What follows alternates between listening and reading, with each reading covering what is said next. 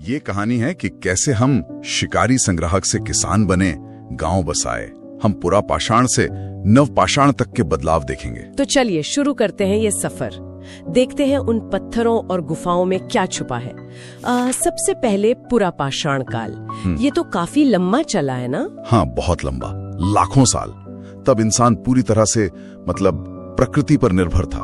शिकार करना, फल फूल इकट्ठा करना। और औजार, वो कैसे थे? औजार तो शुरुआती थे, बड़े भारी बिडोल पत्थर के, जिन्हें हम चॉपिंग टूल्स कहते हैं। अच्छा। सोहन घाटी, बेलन घाटी जैसी जगहों पर इसके निशान मिलते हैं। फिर आया मध्यपुरा पाषाण काल। हाँ, उसमें क्या फर्क था? उसमें औजार थोड़े सुधरे, शल्क तकनीक आई, मतलब पत्थर से पतले धारदार टुकड़े निकालना। Okay, flex. हाँ, फ्लेक्स। इनसे काटना आसान हुआ होगा। नर्मदा घाटी में मिले हैं ऐसे औजार। और फिर उच्च पुरा पाषाण काल। इस समय तक आधुनिक मानव होमो सेपियंस आ चुके थे। औजार और भी बेहतर हुए, पतले ब्लेड, नुकीले पत्थर, जैसे चाकू की तरह। हाँ, कुछ वैसा ही। और इसी दौर की हैं भीमबेटका की गुफाएं। भीमबेटका, जहाँ वो शैल चित्र है, कमाल है। बिल्कुल, वो चित्र हमें उस समय के जीवन, उनकी सोच की झलक देते हैं। दुनिया तब काफी ठंडी थी, हिमयुक्ता। तो पुरा पाषाण में शिकारी जीवन, धीरे धीरे सुधरते औजार, फिर मौसम बदला और आया मध्य पाषाण काल। यहाँ क्या खास हुआ औजारों के अलावा? देखिए, यहाँ जलवायु गर्म हुई, पेड़ पौधे जानवर सब बढ़े, तो जीवन शैली पर असर पड़ना ही था। हाँ बिल्कुल। सबसे बड़ा तकनीकी बदलाव था माइक्रोलिथ्स। माइक्रोलिथ्स? हाँ। ये क्या थे?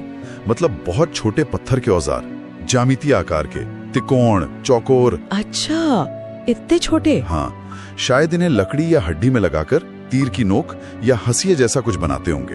ओह, यानी ज्यादा कारगर हथियार। हाँ, शिकार और कटाई वगैरह में आसानी हुई। और एक और खास बात। क्या? इसी दौर में पशुपालन के शुरुआती संकेत मिलने लगते हैं। पशुपालन मध्य पाषाण में ही? हाँ, शुरुआती संकेत, जैसे मध्य प्रदेश में आदमगढ़, राजस्थान में बागोर। यहाँ जानवरों की हड्डियों के साथ माइक्रोलिथ्स मिले हैं। शायद ये पालतू बनाने की कोशिश रही हो। दिलचस्प। और गुजरात में लंगनाज, यूपी में सराय नाहर राय, ये भी इसी काल के हैं। जी हाँ, ये महत्वपूर्ण स्थल हैं। ठीक है। तो शिकार के साथ पशुपालन की हल्की शुरुआत। इसके बाद आया नव पाषाण काल। इसे तो क्रांति कहते हैं, क्यों भाई? अरे बिल्कुल सही, नव पाषाण क्रांति, ये नाम एकदम फिट बैठता है। ऐसा क्या हुआ? इंसान ने खेती करना सीख लिया। ये समझना कि बीज बोएंगे तो फसल उगेगी, ये बहुत बड़ा बदलाव था। सही बात है। मतलब अब वो खाना ढूंढने की बजाय खाना उगाने लगा। खाद्य संग्राहक से खाद्य उत्पादक बन गया। तो फिर तो जीवन पूरा बदल गया होगा। बिल्कुल। खेती के लिए एक जगह टिकना पड़ा, तो स्थायी बस्तियां बनी, गांव बसे। पशुपालन भी अब ठीक से होने लगा। और मिट्टी के बर्तन? हाँ, जरूरतें बढ़ी तो मिट्टी के बर्तन बनने लगे, अनाज रखने, पकाने के लिए। पहले हाथ से, फिर शायद चाक पर भी। औजार भी अब घिसे हुए पॉलिश वाले बनने लगे, ज्यादा धारदार कुल्हाड़ियां वगैरह। स्थायी गांव, खेती, बर्तन, पॉलिशदार औजार। वाह, कौन सी जगह है जो इस क्रांति का सबूत देती हैं? परीक्षाओं के लिए जरूरी। सबसे अहम है मेहरगढ़, जो अब पाकिस्तान में है। यहाँ खेती, पशुपालन के बहुत पुराने सबूत हैं। और भारत में? भारत में कश्मीर में बुर्जहोम और गुफकराल, वहाँ गड्ढों वाले घर मिले हैं, पिट ड्वेलिंग्स, शायद ठंड से बचने के लिए। गड्ढों वाले घर? अच्छा। और वहाँ कब्रों में मालिक के साथ कुत्ते भी दफनाए गए हैं। अरे, मालिक के साथ कुत्ते? और बाकी जगह? बिहार में चिरांद, वहाँ हड्डी के औजार बहुत मिले हैं। यूपी में कोल्हेवा और महागाड़ा, जहाँ से चावल के प्राचीनतम साक्ष्यों में से कुछ मिलते हैं। चावल? और दक्षिण भारत? दक्षिण में मस्की, ब्रह्मगिरी, पिकलीहल, वहाँ रागी जैसे अनाज उगाने और राख के टीले, ऐश माउंड्स मिले हैं। राख के टीले, वो कैसे बने? शायद जहाँ मवेशी रखे जाते थे, वहाँ गोबर जमा होकर जल गया हो लंबे समय तक। समझ गया।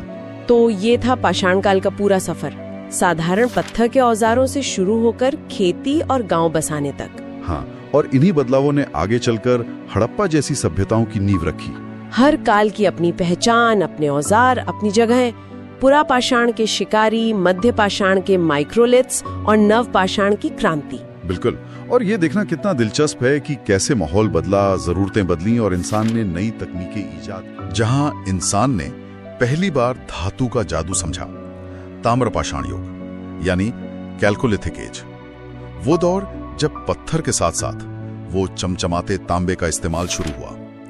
और देखिए, प्रतियोगी परीक्षाओं के लिए भी ये समझना बहुत जरूरी है कि इस एक खोज ने, मतलब तांबे ने, कैसे सब कुछ बदलना शुरू कर दिया। बिल्कुल, ये महज एक धातु की खोज नहीं थी। इसको ऐसे देखना चाहिए कि ये मानव विकास का एक बहुत बड़ा कदम था। हाँ। पत्थर के औजारों पर जो निर्भरता थी, उससे धातु की दुनिया में आना, इसने आने वाले भविष्य की नींव रखी। ये समझना जरूरी है कि ये बदलाव कैसे आया और इसके मायने क्या थे। तो इस युग की सबसे खास पहचान क्या मानी जाए? जाहिर है तांबा, है ना, इंसान द्वारा खोजी गई पहली धातु। हाँ बिल्कुल, तांबा ही। लेकिन क्या इसका असर सिर्फ नए औजारों तक ही सीमित था, या इसने मतलब उस वक्त के समाज को भी बदला? बहुत अच्छा सवाल है। देखिए, तांबे ने सिर्फ बेहतर और शायद ज्यादा टिकाऊ औजार ही नहीं दिए। कैसे? सोचिए ना, धातु को जमीन से निकालना, फिर उसे गलाना, फिर उससे औजार या बर्तन बनाना, इसके लिए खास हुनर चाहिए। हाँ, ये तो है। तो शायद कुछ लोग इन कामों में माहिर हो गए होंगे, एक्सपर्ट बन गए होंगे, और इससे सामाजिक संरचना में धीरे धीरे बदलाव की शुरुआत हुई होगी। दिलचस्प है। और इनके रहन सहन के बारे में क्या पता चलता है? हमने सुना है कि ये लोग ज्यादातर ग्रामीण समुदायों में रहते थे, कोई बड़े शहर नहीं थे इस वक्त। हाँ बिल्कुल, इस दौर के लोग ज्यादातर गाँवों में ही रहते थे। खेती और पशुपालन यही मुख्य आधार थे जीवन के। अच्छा। और एक और दिलचस्प बात इनके अंतिम संस्कार के तरीके में दिखती है। ये शवों को बड़े मिट्टी के मर्तबानों या कहें कलश में रखकर दफनाते थे। हाँ, कलश शवाधान, ये टर्म सुना है जी। ये उनके रीति रिवाजों और शायद पारलौकिक जीवन संबंधी उनकी जो मान्यताएं थी, उनकी तरफ इशारा करता है। और क्या ऐसी कोई चीज थी जिसके बारे में इन्हें जानकारी नहीं थी? परीक्षाओं में अक्सर ये भी पूछ लिया जाता है कि क्या नहीं था इनके पास। हाँ, इसमें दो मुख्य बातें ध्यान रखने लायक है। एक तो इन्हें घोड़े के बारे में जानकारी नहीं थी, कम से कम व्यापक रूप से इस्तेमाल का कोई सबूत नहीं है। अच्छा, घोड़ा नहीं था।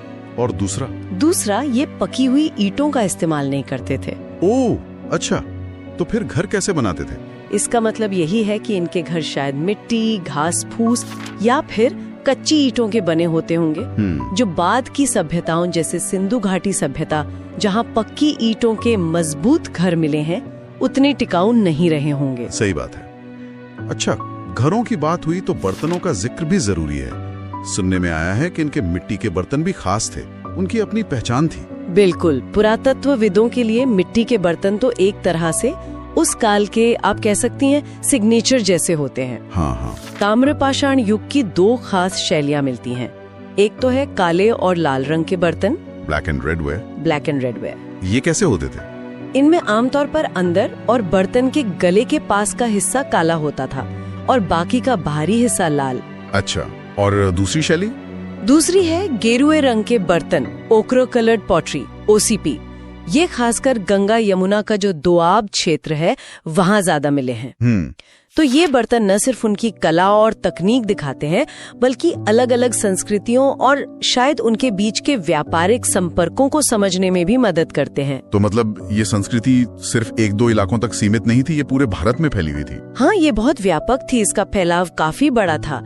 अगर हम पश्चिम की ओर देखें तो महाराष्ट्र में जोरवे संस्कृति पनपी। जोरवे संस्कृति? हाँ, यहाँ जोरवे, नेवासा, दायमाबाद और इनामगांव जैसे बहुत महत्वपूर्ण स्थल मिले हैं। दायमाबाद का नाम तो काफी सुना है। हाँ, दायमाबाद तो खास तौर पे उल्लेखनीय है क्योंकि यहाँ से कांसे की कुछ भारी वस्तुएं मिली हैं। कांसे की? ताम्रपाषाण युग में? जी हाँ, ये थोड़ा एडवांस्ड स्टेज दिखाता है। जैसे वो एक रथ चलाने वाले मनुष्य की आकृति मिली है और गैंडे, हाथी, भैंसे की भी ठोस आकृतियां मिली हैं। ये उस युग की उन्नत धातु तकनीक का सबूत पेश करती हैं। वाह, जबरदस्त।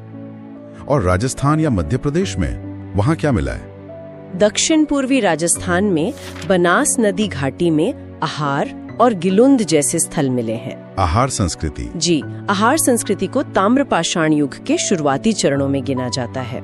यहाँ तांबे के औजारों की भरमार मिली है, इसलिए इसे ताम्बवती भी कहते थे शायद। अच्छा, ताम्बवती। और मध्य प्रदेश? पश्चिमी मध्य प्रदेश में मालवा, कायथा और एरण ये प्रमुख स्थल हैं। मालवा संस्कृति खासकर अपने उत्कृष्ट कोटि के मृद भांडों मतलब बर्तनों के लिए जानी जाती है। बहुत अच्छी क्वालिटी के बर्तन मिले हैं वहां से। तो पश्चिम हो गया, मध्य भारत हो गया, पूर्वी भारत की तरफ भी इसके निशान मिले हैं क्या? जी हाँ, पूर्वी भारत में भी। बिहार में चिरांद और सोनपुर जैसे स्थल हैं, और पश्चिम बंगाल में पांडु राजा ढिबी जो बर्दवान जिले में है, और महिषादल मिदनापुर जिले में, इन जगहों से भी इस युग के प्रमाण मिले हैं।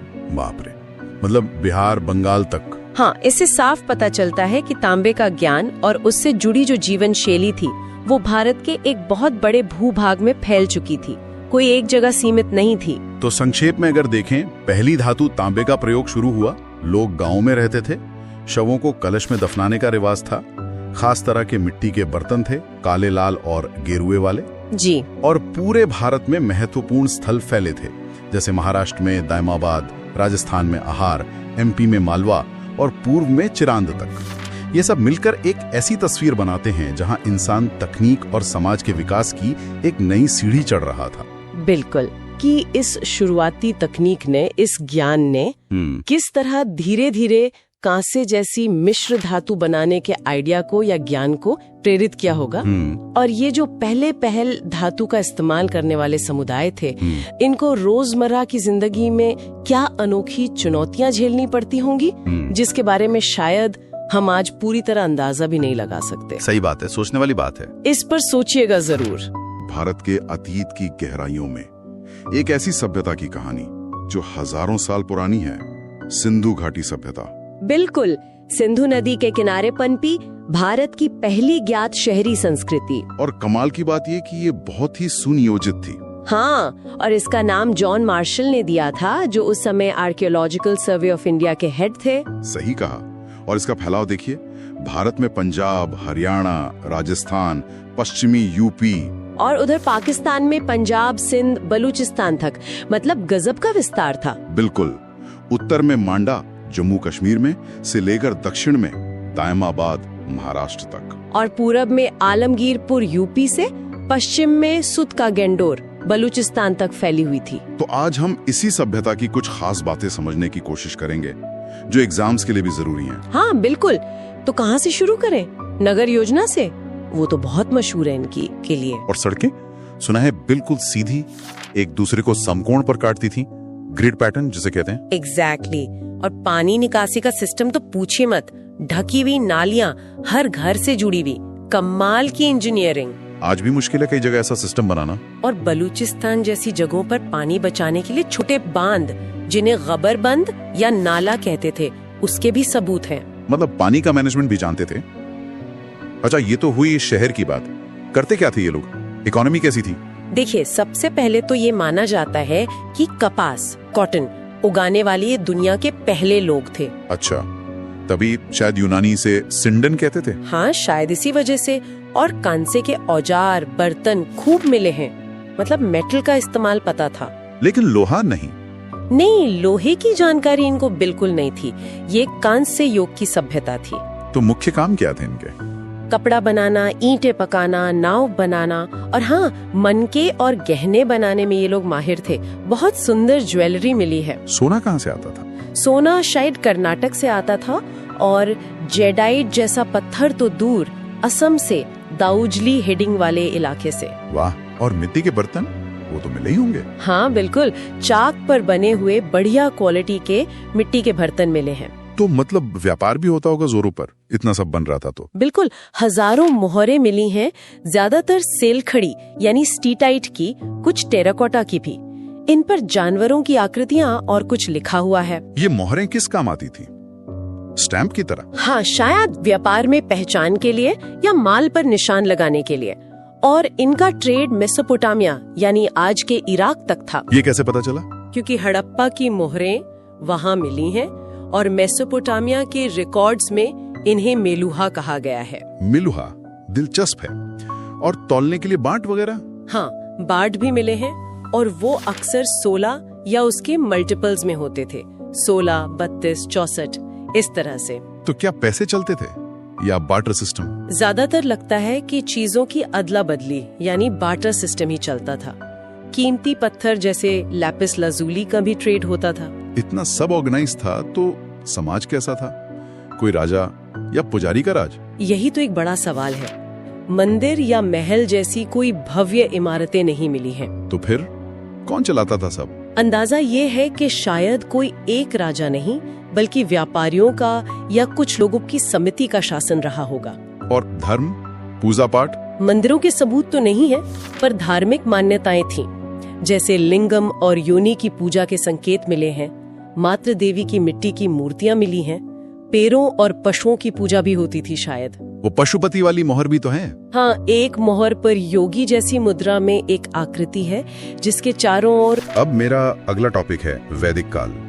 भारतीय इतिहास का आप कह सकते हैं एक बहुत महत्वपूर्ण चरण। इसे समझने के लिए हम इसे दो हिस्सों में देखेंगे, पूर्व वैदिक या ऋग्वैदिक काल और फिर उत्तर वैदिक काल। हमारा मकसद है कि परीक्षा के नजरिए से जो मुख्य बातें हैं उन्हें जल्दी से दोहरा लिया जाए। तो पहले चलते हैं ऋग्वैदिक काल में। समाज की सबसे छोटी इकाई थी कुल, मतलब परिवार। कई कुल मिलकर ग्राम, फिर विश्व और सबसे ऊपर जन, है ना? और राजनीतिक फैसले के लिए दो संस्थाएं थीं, सभा और समिति। बड़ी फेमस थी ये। एक और जरूरी बात, इस दौर में महिलाओं की स्थिति भी ठीक थी। वो सभाओं में हिस्सा ले सकती थी। विधवा पुनर्विवाह भी होता था। और हाँ, गाय का बहुत महत्व था। उसे अघन्या कहते थे, मतलब हाँ, अघन्या यानी जिसे मारा न जाए, बिल्कुल। और ये ध्यान रखना जरूरी है कि ये समाज मुख्य रूप से पशुपालक था, मतलब अर्ध घुमंतु टाइप। अर्थव्यवस्था का आधार ही पशुपालन था। खेती उतनी महत्वपूर्ण नहीं थी शुरू में।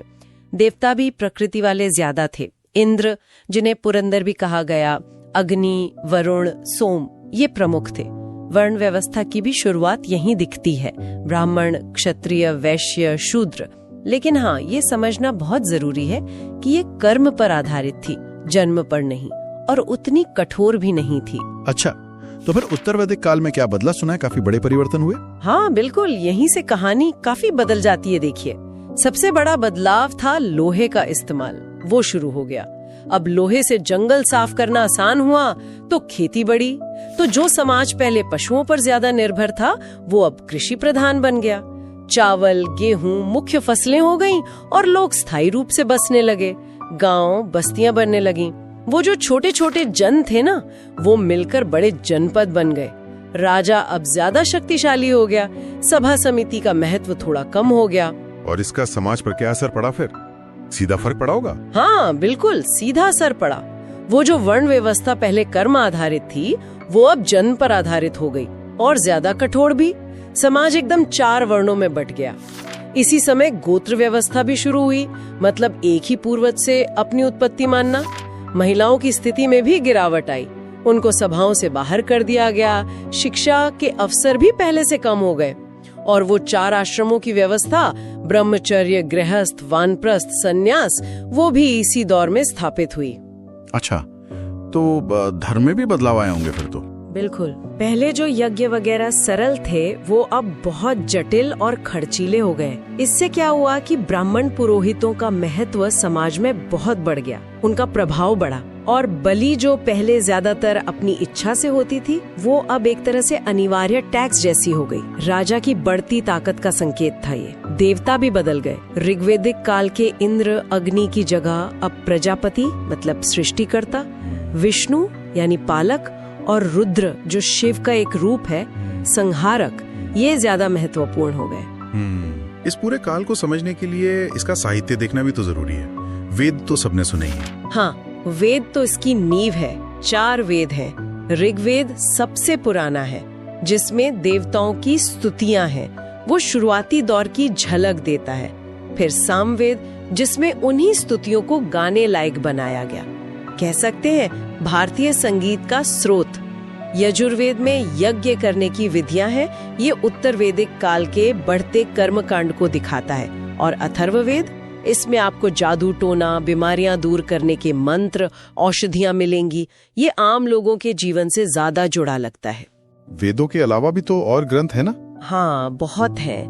वेदों को समझने के लिए लिखे गए, जैसे ब्राह्मण ग्रंथ है, जो वेदों की गद्य में व्याख्या करते हैं, खासकर कर्म कांडों की। फिर आरण्यक है, जंगल की किताबें, इनमें दार्शनिक चिंतन ज्यादा है। और सबसे महत्वपूर्ण उपनिषद। इन्हें वेदांत भी कहते हैं क्योंकि ये वेदों के अंत में आते हैं और उनका सार है। इनमें आत्मा, ब्रह्म, कर्म, मोक्ष जैसे बहुत गहरे विषयों पर चर्चा है। यहीं से भारतीय दर्शन की सही मायने में शुरुआत होती है। फिर वेदांग भी हैं, 6 अंग हैं, शिक्षा, कल्प, व्याकरण, निरुक्त, छंद, ज्योतिष। ये वेदों को सही से पढ़ने समझने में मदद करते हैं। इनके अलावा पुराण है, उपवेद है, जैसे आयुर्वेद।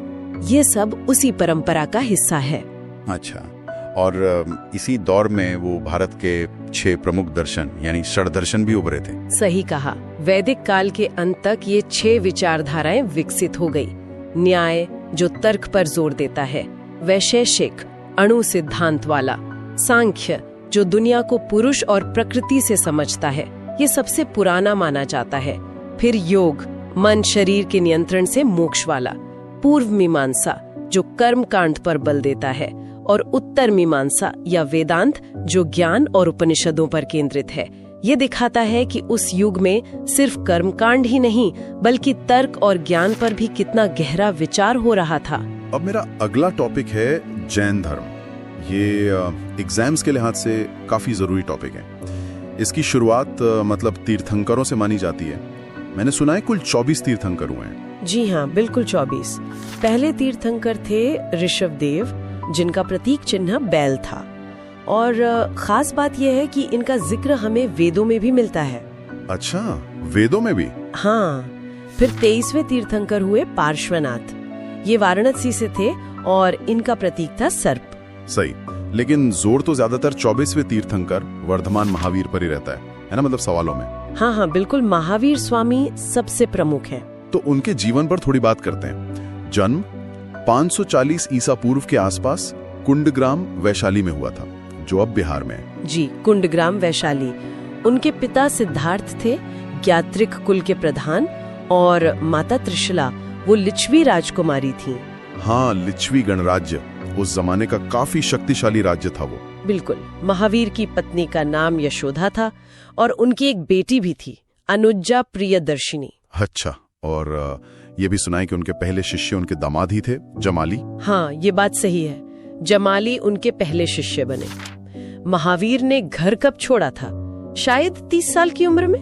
हाँ, 30 वर्ष की आयु में उन्होंने सत्य की खोज में गृह त्याग किया था। तो फिर ज्ञान प्राप्ति, जिसे कैवल्य कहते हैं, वो कब हुई? कैवल्य, हाँ, ये उन्हें मिला 42 साल की उम्र में, मतलब पूरे 12 साल की कठोर तपस्या के बाद। जी, जृंभिक ग्राम के पास एक जगह थी, ऋजुपालिका नदी के तट पर। और पेड़ कौन सा था? हाँ, साल का पेड़ था। साल वृक्ष के नीचे? अच्छा, और पहला उपदेश कहाँ दिया था उन्होंने? पहला उपदेश उन्होंने पावा में दिया था। पावा में। और निर्वाण मतलब देह त्याग?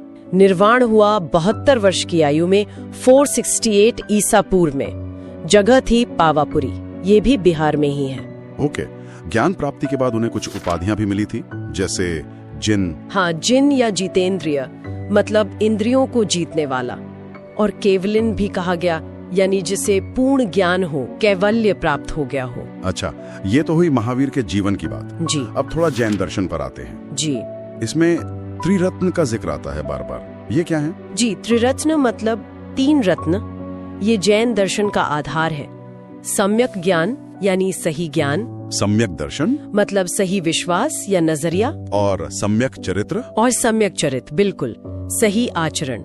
माना जाता है कि इन्हीं तीनों को फॉलो करके मोक्ष मिल सकता है। और इनके साथ ही 5 महाव्रत भी हैं, 5 व्रत। हाँ, 5 महाव्रत। इनमें है अहिंसा, मतलब किसी को चोट ना पहुंचाना। सत्य, हमेशा सच बोलना। अस्तेय यानी चोरी न करना। और अपरिग्रह, संपत्ति जमा न करना। हाँ, जरूरत से ज्यादा संपत्ति इकट्ठा न करना। और 5वां है ब्रह्मचर्य, मतलब इंद्रियों पर संयम रखना। ये 5वां व्रत महावीर स्वामी ने जोड़ा था।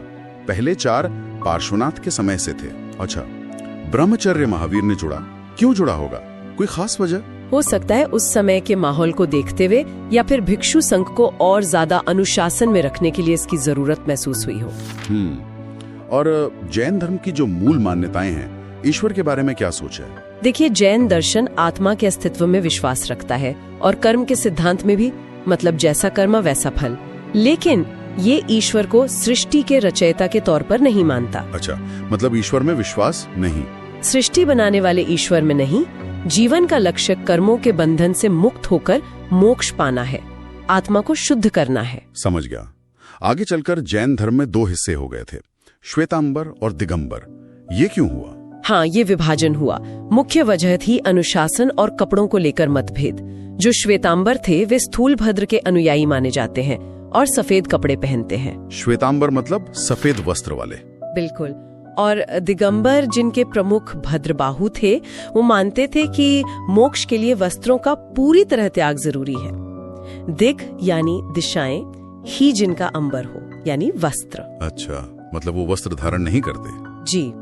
एक कहानी ये भी है कि मगध में जब अकाल पड़ा तो भद्रबाहु अपने कुछ अनुयायियों और कहते हैं चंद्रगुप्त मौर्य के साथ दक्षिण भारत चले गए थे, कर्नाटक में श्रवणबेलगोला।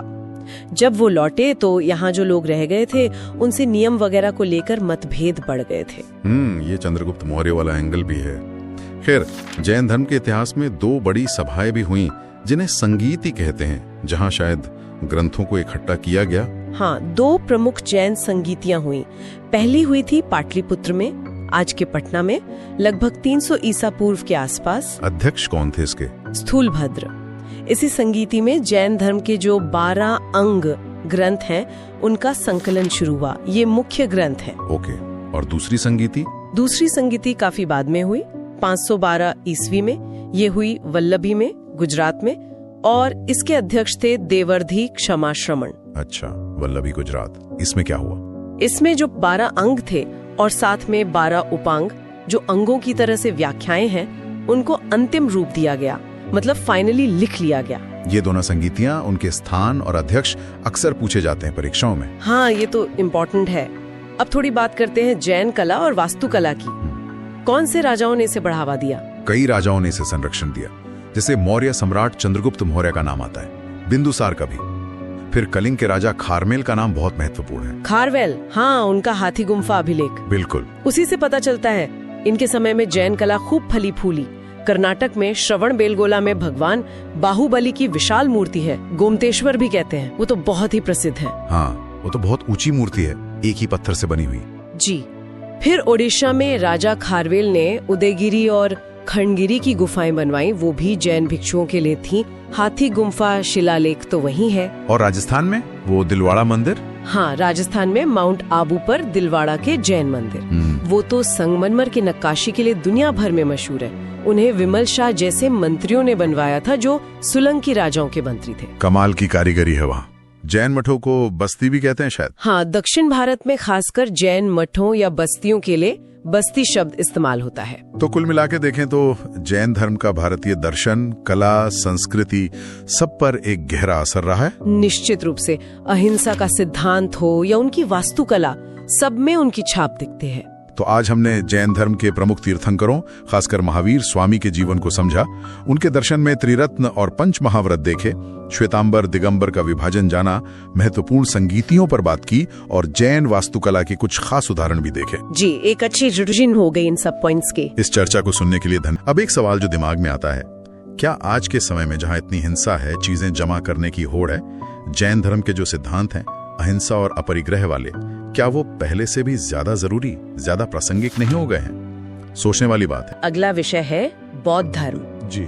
ये प्रतियोगी परीक्षाओं के लिए, मतलब एसएससी, यूपीएससी वगैरह के लिए एक बहुत ही महत्वपूर्ण टॉपिक है। तो चलिए इसके मुख्य पहलुओं को समझते हैं। सबसे पहले गौतम बुद्ध के जीवन की जो प्रमुख घटनाएं हैं, उन पर एक नजर डालते हैं। जी। उनका जन्म 563 ईसा पूर्व लुम्बिनी में हुआ था, कपिलवस्तु के पास, शाक्य कुल में। हाँ, पिता शुद्धोधन और माता महामाया। लेकिन उनका पालन पोषण उनकी सौतेली माँ प्रजापति गौतमी ने किया था। अच्छा, और पत्नी यशोधरा, पुत्र राहुल। यहाँ तक तो ठीक है, सामान्य जानकारी। लेकिन जो अहम बात है वो है 29 साल की उम्र में उनका घर छोड़ना। जी, महाभिनिष्क्रमण। हाँ, महाभिनिष्क्रमण। ये एक बहुत बड़ा कदम था। बिल्कुल। और ये सिर्फ घर छोड़ना नहीं था, ये असल में सत्य की खोज का पहला बड़ा कदम था। उनके साथ उनका घोड़ा कंथक और सारथी चन्ना थे।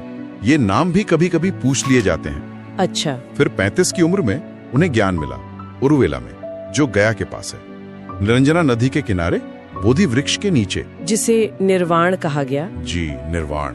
यहीं पर सिद्धार्थ गौतम बुद्ध बने। और ज्ञान मिलने के बाद पहला उपदेश वो सारनाथ में दिया था। हाँ, सारनाथ, जिसे ऋषि पत्तन या मृगदाव भी कहते हैं। और उस पहले उपदेश को धर्म चक्र प्रवर्तन कहते हैं, मतलब धर्म के पहिए को चलाना। बिल्कुल सही।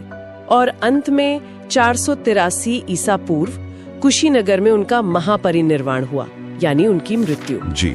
और इन सभी घटनाओं से जुड़े कुछ प्रतीक भी हैं जो अक्सर एग्जाम्स में आते हैं। हाँ, वो प्रतीक जैसे जन्म के लिए कमल या बैल, ग्रह त्याग के लिए घोड़ा, ज्ञान के लिए बोधि वृक्ष, अच्छा, पहले उपदेश के लिए चक्र और महापरिनिर्वाण के लिए स्तूप। ये याद रखने जरूरी हैं, घटनाओं से जोड़कर। हाँ बिल्कुल, सीधा सवाल बन जाता है इनसे। चलिए अब थोड़ा ग्रंथों की बात करते हैं। बौद्ध धर्म के जो शुरुआती ग्रंथ हैं वो पाली भाषा में है और इनमें सबसे अहम है त्रिपिटक। त्रिपिटक मतलब 3 पिटारे या टोकरियां। पहला है विनय पिटक। इसमें क्या है? इसमें मठ के नियम हैं, भिक्षुओं के लिए अनुशासन, संघ कैसे चलेगा, ये सब। ठीक है। दूसरा है सुत्त पिटक, ये सबसे बड़ा है। इसमें बुद्ध के उपदेश, उनके संवाद, ये सब शामिल है। अच्छा। और तीसरा है अभिधम्म पिटक। ये थोड़ा दार्शनिक है। इसमें सुत्त पिटक की जो शिक्षाएं हैं उनका विश्लेषण है, उनकी व्याख्या है। तो ये तीनों मिलकर बौद्ध शिक्षाओं का आधार बनाते हैं। जी बिल्कुल। इनके अलावा जातक कथाएं भी हैं, बुद्ध के पिछले जन्मों की कहानियां। हाँ, सुनी है। और वो मिलिंदपन्नो। हाँ, मिलिंदपन्नो भी महत्वपूर्ण है। इसमें यूनानी राजा मेनांडर और बौद्ध भिक्षु नागसेन के बीच प्रश्नोत्तर हैं, काफी रोचक है। कुछ खास शब्द भी हैं जो बार बार आते हैं, जैसे चैत्य, विहार। जरूर। चैत्य होता है पूजा का हॉल या स्थल, विहार होता है भिक्षुओं के रहने की जगह, मतलब मठ। और स्तूप वो गुंबद जैसी संरचना होती है जहाँ बुद्ध या किसी बड़े भिक्षु के अवशेष रखे जाते हैं, जैसे सांची, सारनाथ, बरहूत, अमरावती में है। रामभर स्तूप भी है कुशीनगर में। हाँ, और केसरिया बिहार में। और एक शब्द है बोधिसत्व। बोधिसत्व ये क्या है? ये महायान शाखा का एक महत्वपूर्ण विचार है। बोधिसत्व वो हैं जो बुद्धत्व के रास्ते पर हैं, लेकिन अपना निर्वाण टाल देते हैं ताकि दूसरों की मुक्ति में मदद कर सकें। अच्छा, अब आते हैं बौद्ध संगीतियों पर, मतलब काउंसिल्स पर। ये क्यों हुई थी? ये सभाएं मुख्य रूप से बुद्ध के उपदेशों को इकट्ठा करने, उनमें अगर कोई मतभेद हो तो उसे दूर करने और उन्हें सुरक्षित रखने के लिए हुई। 4 प्रमुख संगीतियां मानी जाती हैं। पहली हुई थी 483 ईसा पूर्व में, बुद्ध के महापरिनिर्वाण के तुरंत बाद, राजगृह में। जी, अजातशत्रु उस समय संरक्षक थे और अध्यक्ष थे महाकश्यप। यहीं पर विनय और सुत्त पिटक को संकलित किया गया। फिर दूसरी ठीक 100 साल बाद 383 ईसा पूर्व वैशाली में हुई, कालाशोक के समय। अध्यक्ष थे सबकामी। यहाँ क्या हुआ? यहाँ अनुशासन के कुछ नियमों पर मतभेद हुआ और संघ 2 हिस्सों में बढ़ गया, स्थविरवादीन और महासांगिक। ये आगे चलकर बड़े संप्रदायों का आधार बने। अच्छा, तीसरी संगीति पाटलिपुत्र में हुई सम्राट अशोक के समय, लगभग 250 ईसा पूर्व। हाँ, अध्यक्ष थे मोगलीपुत्र तिस। इसमें अभिधम्म पिटक को अंतिम रूप दिया गया। और चौथी? वो तो काफी बाद में हुई। जी, चौथी हुई कश्मीर के कुंडलवन में, कनिष्क के समय, लगभग 72 ईस्वी। वसुमित्र अध्यक्ष थे और अश्वघोष उपाध्यक्ष। और यहीं पर बौद्ध धर्म स्पष्ट रूप से हीनयान और महायान में बढ़ गया है ना? बिल्कुल, यहीं ये विभाजन पक्का हो गया। तो ये हीनयान और महायान, इनमें मुख्य अंतर क्या था? देखिए, हीनयान मतलब छोटा वाहन, ये बुद्ध की जो मूल शिक्षाएं थी उन्हीं पर जोर देता था। व्यक्तिगत मुक्ति मतलब अरहत बनना। अच्छा। ये लोग पाली भाषा का प्रयोग करते थे और बुद्ध को एक महापुरुष मानते थे, ईश्वर नहीं। मूर्ति पूजा नहीं करते थे। और महायान यानी बड़ा वाहन, इसमें बोधिसत्व की अवधारणा आई, जो हमने अभी बात की। सभी प्राणियों की मुक्ति का लक्ष्य। इन्होंने संस्कृत का प्रयोग ज्यादा किया और बुद्ध की मूर्ति पूजा भी शुरू की। बाद में एक और शाखा आई, वज्रयान, जिसमें थोड़ा तांत्रिक प्रभाव भी दिखता है। समझ गई। अब आखिर में बौद्ध धर्म का जो मूल दर्शन है, 4 आर्य सत्य, ये क्या है? ये बुद्ध के ज्ञान का सार है, बहुत महत्वपूर्ण। पहला सत्य, संसार में दुख है, मतलब जीवन में दुख मौजूद है। दुख, ठीक है। दूसरा, दुख का कारण है और वो कारण है तृष्णा, यानी इच्छा, लगाव, आसक्ति। दुख समुदाय। अच्छा, इच्छा ही दुख का कारण है? तीसरा, दुख का निवारण संभव है, इस दुख को खत्म किया जा सकता है, इसे कहते हैं दुख निरोध यानी निर्वाण। और चौथा? चौथा, इस दुख निरोध तक पहुंचने का एक मार्ग है, दुख निरोध गामिनी प्रतिपदा। और वही मार्ग है अष्टांगिक मार्ग, है ना, द 8-fold पाथ। बिल्कुल, 8 अंगों वाला मार्ग। सम्यक दृष्टि, सम्यक संकल्प, सम्यक वाक, सम्यक कर्मांत, सम्यक आजीव, सम्यक व्यायाम, सम्यक स्मृति और सम्यक समाधि। सही समझ, सही इरादा, सही वचन, सही कर्म, सही जीविका, सही प्रयास, सही सजगता और सही एकाग्रता। ये सिर्फ नियम नहीं बल्कि जीने का एक तरीका है। हाँ, एक संतुलित व्यवहारिक तरीका जो निर्वाण की ओर ले जाता है। ये दिखाता है कि बौद्ध धर्म सिर्फ पूजा पाठ नहीं, एक गहरा दर्शन भी है। तो ये थी बौद्ध धर्म से जुड़ी कुछ खास बातें जो परीक्षा की तैयारी में यकीनन मदद करेंगी। जी हाँ, और इन्हें सिर्फ रटना नहीं है बल्कि इनके आपसी कनेक्शन को समझना जरूरी है। सही कहा। जैसे ये सोचना कि कैसे एक राजकुमार की व्यक्तिगत खोज एक विश्व धर्म बन गई, जिसके सिद्धांत आज भी कितने प्रासंगिक हैं। ये सोचने वाली बात है कि 2500 साल पुराने दुख और उसके निवारण के ये सिद्धांत आज की भागदौड़ भरी जिंदगी में भी कितने फिट बैठते हैं। अब मेरा अगला टॉपिक है महाजनपद। ये प्राचीन भारत के इतिहास का एक अहम हिस्सा है और खासकर उन लोगों के लिए जो प्रतियोगी परीक्षाओं की तैयारी कर रहे हैं, जैसे SSC, UPSC या फिर स्टेट PCS वगैरह। हाँ बिल्कुल, ये 6ठी शताब्दी ईसा पूर्व के आसपास का समय था जब भारत में अलग अलग हिस्सों में कई बड़े शक्तिशाली राज्य उभर कर आए। उन्हीं को महाजनपद कहा गया और हाँ, इनकी संख्या कुल 16 मानी जाती है। 16 महाजनपद, ठीक है। तो आज हम इन्हीं पर थोड़ी गहराई से बात करेंगे ताकि परीक्षा के नजरिए से जो जरूरी बातें हैं वो समझ आ जाएं। जी, कोशिश यही रहेगी। तो सबसे पहले ये कि हमें इनके बारे में पता कहाँ से चलता है, मतलब ये जो 16 की संख्या है ये कहाँ मिलती है? देखिए, जानकारी के मुख्य स्रोत तो प्राचीन धार्मिक ग्रंथ ही हैं, जैसे बौद्ध साहित्य है, जैन साहित्य है, उनमें इनका जिक्र मिलता है। अच्छा। हाँ, और कुछ पुराने व्याकरण से जुड़े लेखों में भी इनके नाम आते हैं। आमतौर पर ज्यादातर जगहों पर 16 महाजनपदों की सूची मिलती है, हालांकि एक आध जगह संख्या थोड़ी कम ज्यादा भी बताई गई है, पर परीक्षाओं के लिए 16 ही महत्वपूर्ण है। ठीक है, समझ गई। और क्या इन सभी 16 में मतलब शासन एक जैसा ही था या कुछ अलग भी था? नहीं, ये बहुत अच्छा सवाल है। इनमें फर्क था। ज्यादातर में तो राजतंत्र था, मतलब राजा का शासन। जैसा हम आमतौर पर सोचते हैं। हाँ, लेकिन कुछ महाजनपद ऐसे भी थे जो गणतंत्रीय थे, जिन्हें हम रिपब्लिक कह सकते हैं आज की भाषा में। गणतंत्र उस जमाने में, ये तो बड़ी दिलचस्प बात है। ये कैसे काम करते थे फिर? हाँ, ये खास है। गणतंत्रों में क्या था कि शासन किसी एक राजा के हाथ में नहीं था, बल्कि लोगों का कोई समूह या एक संघ, वो मिलकर शासन चलाता था। फैसले साथ में लिए जाते थे। अच्छा, उदाहरण है कोई इसके? बिल्कुल, वज्जी और मल्ल, ये दो तो बहुत प्रमुख उदाहरण हैं गणराज्यों के। कुछ विद्वान मानते हैं कि कुरु और कंबोज में भी गणतंत्र जैसी व्यवस्था रही होगी, तो ये दिखाता है कि उस वक्त भी शासन के अलग अलग तरीके मौजूद थे। वाह, ये जानना तो बहुत जरूरी है। चलिए अब जरा कुछ प्रमुख महाजनपदों और उनके आज के इलाकों पर नजर डालते हैं ताकि याद रखने में आसानी हो। शुरुआत मगध से करें, वो सबसे शक्तिशाली माना जाता है शायद। हाँ बिल्कुल, मगध। इसकी शुरुआती राजधानी गिरिव्रज थी या राजगृह कह लीजिए। बाद में पाटलिपुत्र बनी, जो आज का पटना है। पटना, अच्छा जी। तो ये आज के दक्षिणी बिहार में जो पटना और गया के आसपास का इलाका है, वो था मगध। और अपनी लोकेशन और रिसोर्सेज की वजह से ये वाकई सबसे ताकतवर बन गया था।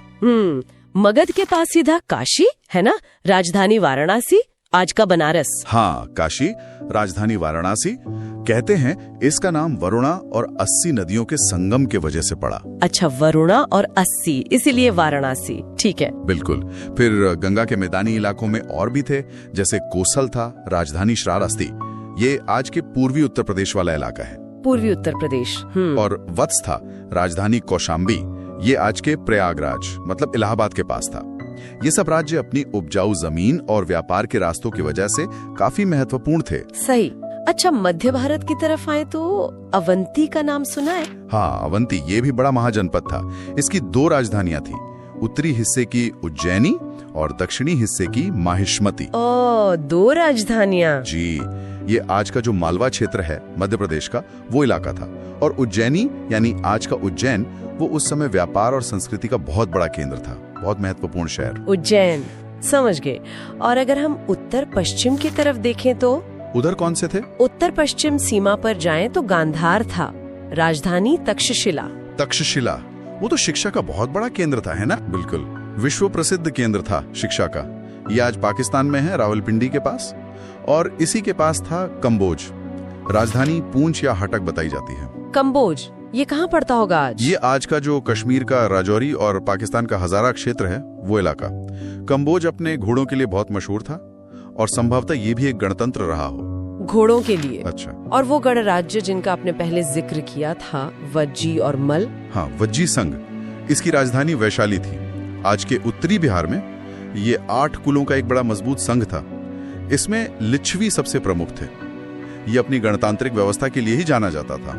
8 कुलों का संघ वज्जी, ठीक है। और मल? हाँ, मल भी एक गणराज्य था। इसकी 2 राजधानियां थी, कुशीनारा और पावा। ये आज के पूर्वी उत्तर प्रदेश में देवरिया जिले के आसपास का क्षेत्र है। बौद्ध इतिहास में भी इन दोनों जगहों का बड़ा महत्व है। हाँ, कुशीनगर और पावापुरी, बिल्कुल।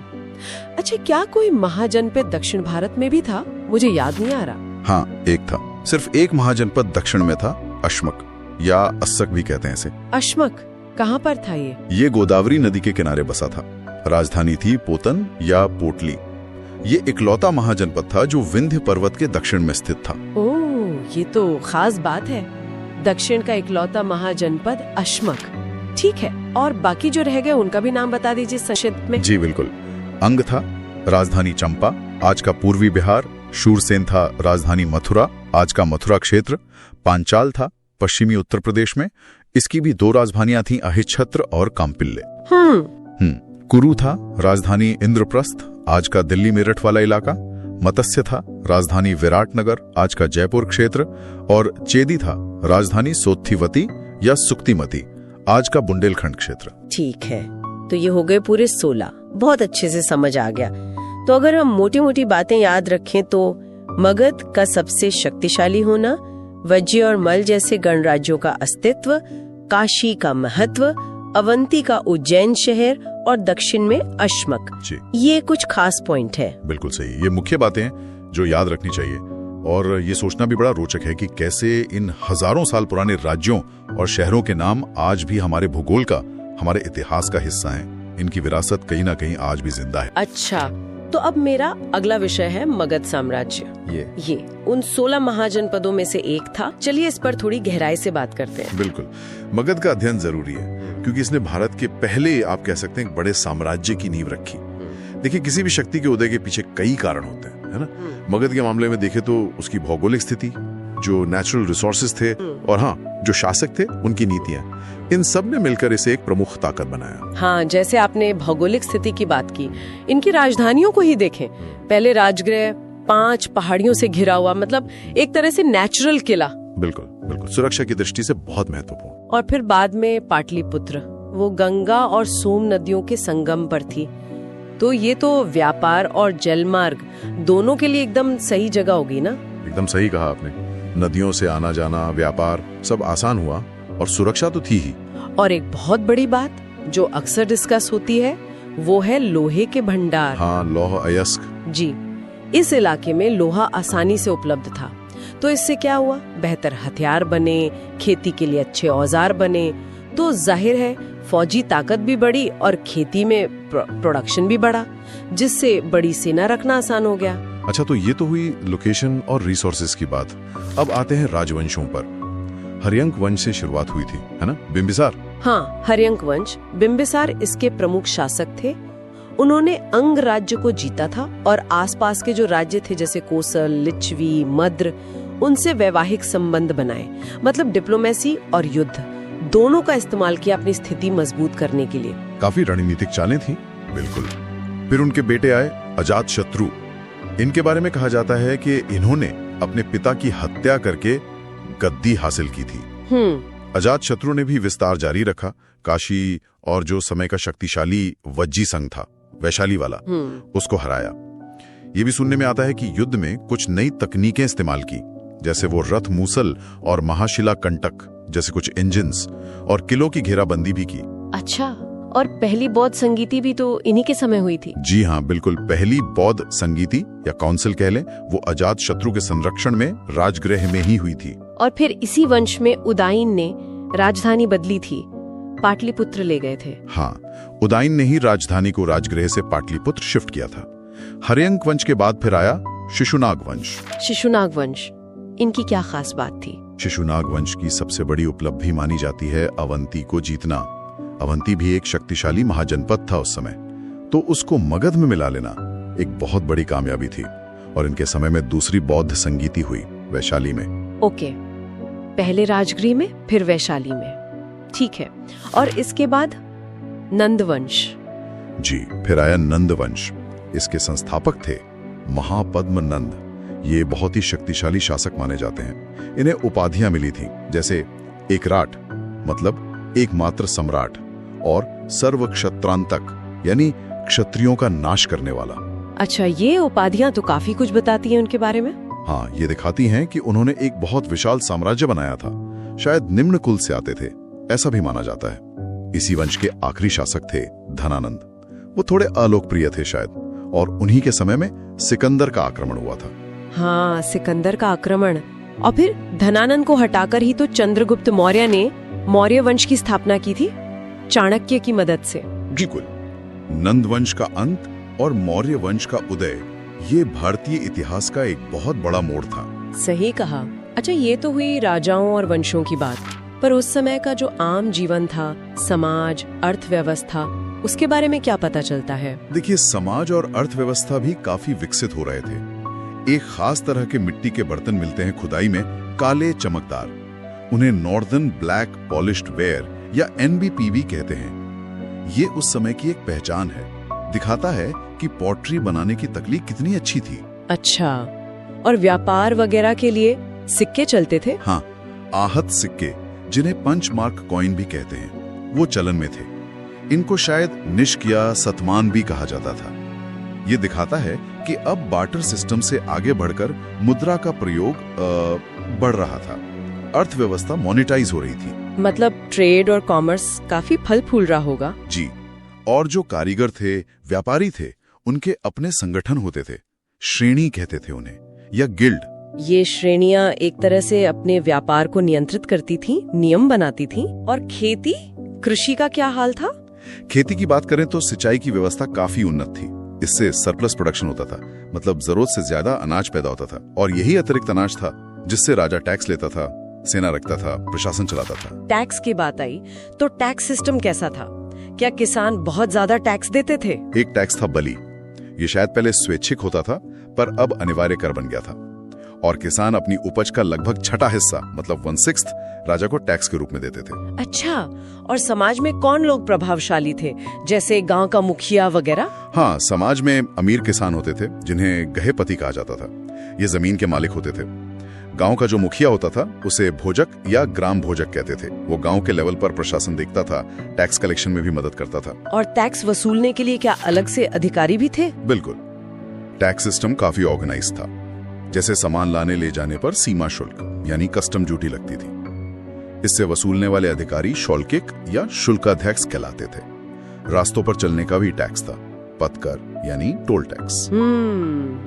और जाति व्यवस्था वो कैसी थी? जाति व्यवस्था या वर्ण व्यवस्था वो अब जन्म पर आधारित हो गई थी, मतलब वंशानुगत। तो इन सब बातों का अगर हम निचोड़ निकालें तो मगध के उदय का मतलब क्या था? मतलब ये है कि मगध का शक्तिशाली साम्राज्य बनना सिर्फ लड़ाइयों या राजाओं की महत्वाकांक्षा का नतीजा नहीं था। इसके पीछे एक मजबूत प्रशासनिक ढांचा था, एक विकसित होती अर्थव्यवस्था थी, संसाधनों का सही इस्तेमाल था और एक संगठित टैक्स सिस्टम था। इन सब चीजों ने मिलकर उस साम्राज्य को एक ठोस आधार दिया, उसे टिकाऊ बनाया। ये दिखाता है कि सिर्फ फौजी ताकत नहीं, बल्कि एक अच्छा एडमिनिस्ट्रेशन और इकोनॉमी भी कितनी जरूरी होती है। यहाँ एक सोचने वाली बात यह भी उठती है कि मगध ने जो प्रशासनिक और आर्थिक मॉडल स्थापित किया वो आगे आने वाले साम्राज्यों, खासकर मौर्य साम्राज्य के लिए किस हद तक एक टेम्पलेट या एक आधार बना। तो अब मेरा अगला विषय है मगध साम्राज्य। ये उन 16 महाजनपदों में से एक था और इसने भारतीय इतिहास पर अपनी बहुत गहरी छाप छोड़ी है कि आखिर मगध इतना शक्तिशाली कैसे बना, कौन कौन से प्रमुख राजवंश आए यहाँ, और उस समय का समाज, अर्थव्यवस्था, वो सब कैसा था। चलिए इस पर थोड़ी गहराई से बात करते हैं। बिल्कुल, मगध का अध्ययन जरूरी है क्योंकि इसने भारत के पहले, आप कह सकते हैं, एक बड़े साम्राज्य की नींव रखी। देखिए, किसी भी शक्ति के उदय के पीछे कई कारण होते हैं, है ना। मगध के मामले में देखें तो उसकी भौगोलिक स्थिति, जो नेचुरल रिसोर्सेज थे, और हाँ, जो शासक थे उनकी नीतियां, इन सब ने मिलकर इसे एक प्रमुख ताकत बनाया। हाँ, जैसे आपने भौगोलिक स्थिति की बात की, इनकी राजधानियों को ही देखें। पहले राजगृह 5 पहाड़ियों से घिरा हुआ, मतलब एक तरह से नेचुरल किला। बिल्कुल बिल्कुल, सुरक्षा की दृष्टि से बहुत महत्वपूर्ण। और फिर बाद में पाटलिपुत्र, वो गंगा और सोम नदियों के संगम पर थी, तो ये तो व्यापार और जलमार्ग दोनों के लिए एकदम सही जगह होगी ना। एकदम सही कहा आपने, नदियों से आना जाना, व्यापार सब आसान हुआ और सुरक्षा तो थी ही। और एक बहुत बड़ी बात जो अक्सर डिस्कस होती है वो है लोहे के भंडार। हाँ, लौह अयस्क। जी, इस इलाके में लोहा आसानी से उपलब्ध था, तो इससे क्या हुआ, बेहतर हथियार बने, खेती के लिए अच्छे औजार बने, तो जाहिर है फौजी ताकत भी बढ़ी और खेती में प्रोडक्शन भी बढ़ा, जिससे बड़ी सेना रखना आसान हो गया। अच्छा, तो ये तो हुई लोकेशन और रिसोर्सेज की बात। अब आते हैं राजवंशों पर। हर्यंक वंश से शुरुआत हुई थी, है ना, बिंबिसार। हाँ, हर्यंक वंश, बिंबिसार इसके प्रमुख शासक थे। उन्होंने अंग राज्य को जीता था और आसपास के जो राज्य थे जैसे कोसल, लिच्छवी, मद्र, उनसे वैवाहिक संबंध बनाए, मतलब डिप्लोमेसी और युद्ध दोनों का इस्तेमाल किया अपनी स्थिति मजबूत करने के लिए। काफी रणनीतिक चालें थी। बिल्कुल। फिर उनके बेटे आए अजातशत्रु। इनके बारे में कहा जाता है कि इन्होंने अपने पिता की हत्या करके गद्दी हासिल की थी। अजातशत्रु ने भी विस्तार जारी रखा। काशी और जो समय का शक्तिशाली वज्जी संघ था, वैशाली वाला, उसको हराया। ये भी सुनने में आता है कि युद्ध में कुछ नई तकनीकें इस्तेमाल की, जैसे वो रथ मूसल और महाशिला कंटक जैसे कुछ इंजिन्स, और किलों की घेराबंदी भी की। अच्छा, और पहली बौद्ध संगीति भी तो इन्हीं के समय हुई थी। जी हाँ, बिल्कुल। पहली बौद्ध संगीति या काउंसिल कह लें, वो अजातशत्रु के संरक्षण में राजगृह में ही हुई थी। और फिर इसी वंश में उदाइन ने राजधानी बदली थी, पाटलिपुत्र ले गए थे। हाँ, उदाइन ने ही राजधानी को राजगृह से पाटलिपुत्र शिफ्ट किया था। हर्यंक वंश के बाद फिर आया शिशुनाग वंश। शिशुनाग वंश, इनकी क्या खास बात थी? शिशुनाग वंश की सबसे बड़ी उपलब्धि मानी जाती है अवंती को जीतना। अवंती भी एक शक्तिशाली महाजनपद था उस समय, तो उसको मगध में मिला लेना एक बहुत बड़ी कामयाबी थी। और इनके समय में दूसरी बौद्ध संगीति हुई वैशाली में। ओके, पहले राजगृह में, फिर वैशाली में, ठीक है। और इसके बाद नंदवंश। जी, फिर आया नंदवंश। इसके संस्थापक थे महापद्म नंद।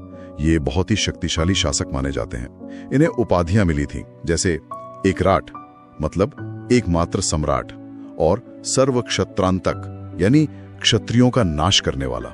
अच्छा, ये उपाधियां तो काफी कुछ बताती हैं उनके बारे में। हाँ, ये दिखाती हैं कि उन्होंने एक बहुत विशाल साम्राज्य बनाया था। शायद निम्न कुल से आते थे, ऐसा भी माना जाता है। इसी वंश के आखिरी शासक थे धनानंद। वो थोड़े अलोकप्रिय थे शायद। अब हमारा अगला टॉपिक है मौर्य साम्राज्य। कह सकते हैं बहुत ही महत्वपूर्ण अध्याय है। विशाल साम्राज्य की नींव रखी गई थी और ये प्रतियोगी परीक्षाओं के लिए भी मतलब काफी अहम है। तो चलिए इसके जो मुख्य बिंदु हैं उन पे एक नजर डालते हैं। बिल्कुल, और हम सिर्फ ये नहीं देखेंगे कि क्या हुआ, बल्कि ये समझने की कोशिश करेंगे कि भाई ये साम्राज्य बना कैसे, इसका प्रशासन कैसे चलता था, और खासकर सम्राट अशोक, उनकी क्या भूमिका थी, उनके अभिलेख क्या कहते हैं। हाँ, तो कहानी शुरू होती है चंद्रगुप्त मौर्य से। इन्होंने ही नंद वंश को हटाकर इस साम्राज्य की स्थापना की थी। जी, और कहते हैं कि इसमें उनके गुरु और सलाहकार कौटिल्य या चाणक्य जिन्हें कहते हैं, उनका बहुत बड़ा हाथ था। उनकी रचना अर्थशास्त्र भी काफी प्रसिद्ध है। बिल्कुल, और उन्हीं के समय में वो यूनानी राजदूत मेगास्थनीज वो भी आए थे पाटलिपुत्र। उनकी किताब से भी हमें काफी कुछ पता चलता है उस समय का। अच्छा, फिर चंद्रगुप्त के बाद उनके बेटे बिंदुसार आए और फिर इतिहास के शायद सबसे जाने माने शासक सम्राट अशोक। हाँ, अशोक का समय तो बहुत ही खास है। खासकर कलिंग युद्ध के बाद जो बदलाव आया उनमें, उन्होंने लड़ाई छोड़ दी और धम्म अपनाया। ये धम्म क्या था वैसे? मतलब कोई धर्म था या कुछ और? देखिए, ये कोई नया धर्म नहीं था। ये ज्यादातर नैतिक सिद्धांत थे, आचार विचार के नियम थे, जैसे बड़ों का आदर करना, अहिंसा, सच बोलना, इन सब बातों पर जोर था। और उन्होंने इसका खूब प्रचार भी करवाया। और इस वंश के आखिरी शासक? वो थे बृहद्रथ, जिनकी हत्या उन्हीं के सेनापति पुष्यमित्र शुंग ने कर दी थी। और फिर शुंग वंश की शुरुआत हुई। अच्छा, अब जरा प्रशासन पर आते हैं।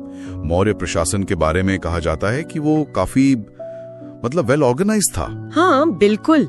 एक सिद्धांत मिलता है, सप्तांग सिद्धांत। हाँ, सप्तांग, 7 अंग। जी, राज्य के 7 अंग माने गए। राजा, अमात्य यानी मंत्री, जनपद यानी इलाका, दुर्ग मतलब किला, कोष यानी खजाना, दंड यानी सेना और मित्र यानी सहयोगी राज्य।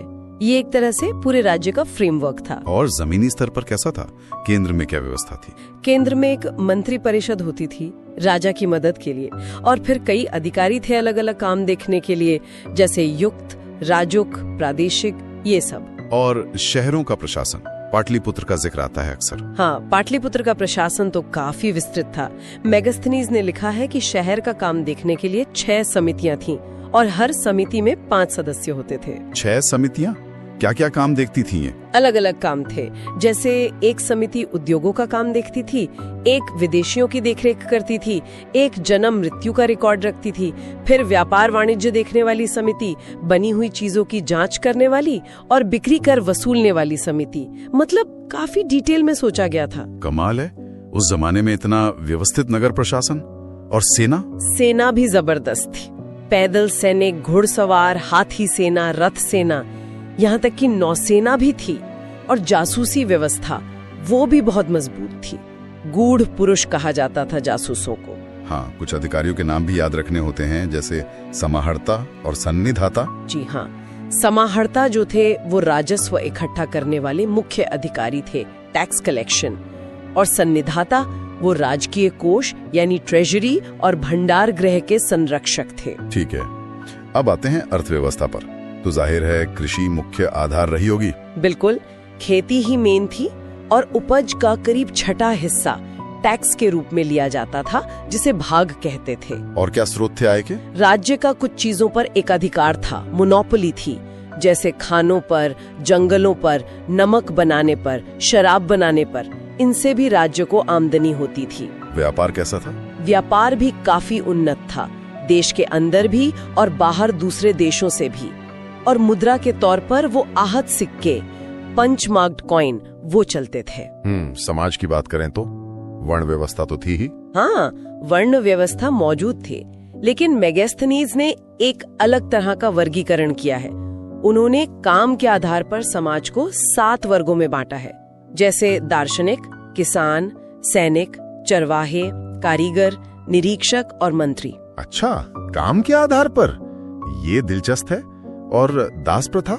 हाँ, दास प्रथा भी उस समय थी। चलिए, अब आते हैं अशोक पर और उनकी सबसे बड़ी विरासत जो मानी जाती है, उनके अभिलेख। बिल्कुल, ये अभिलेख तो कमाल के हैं।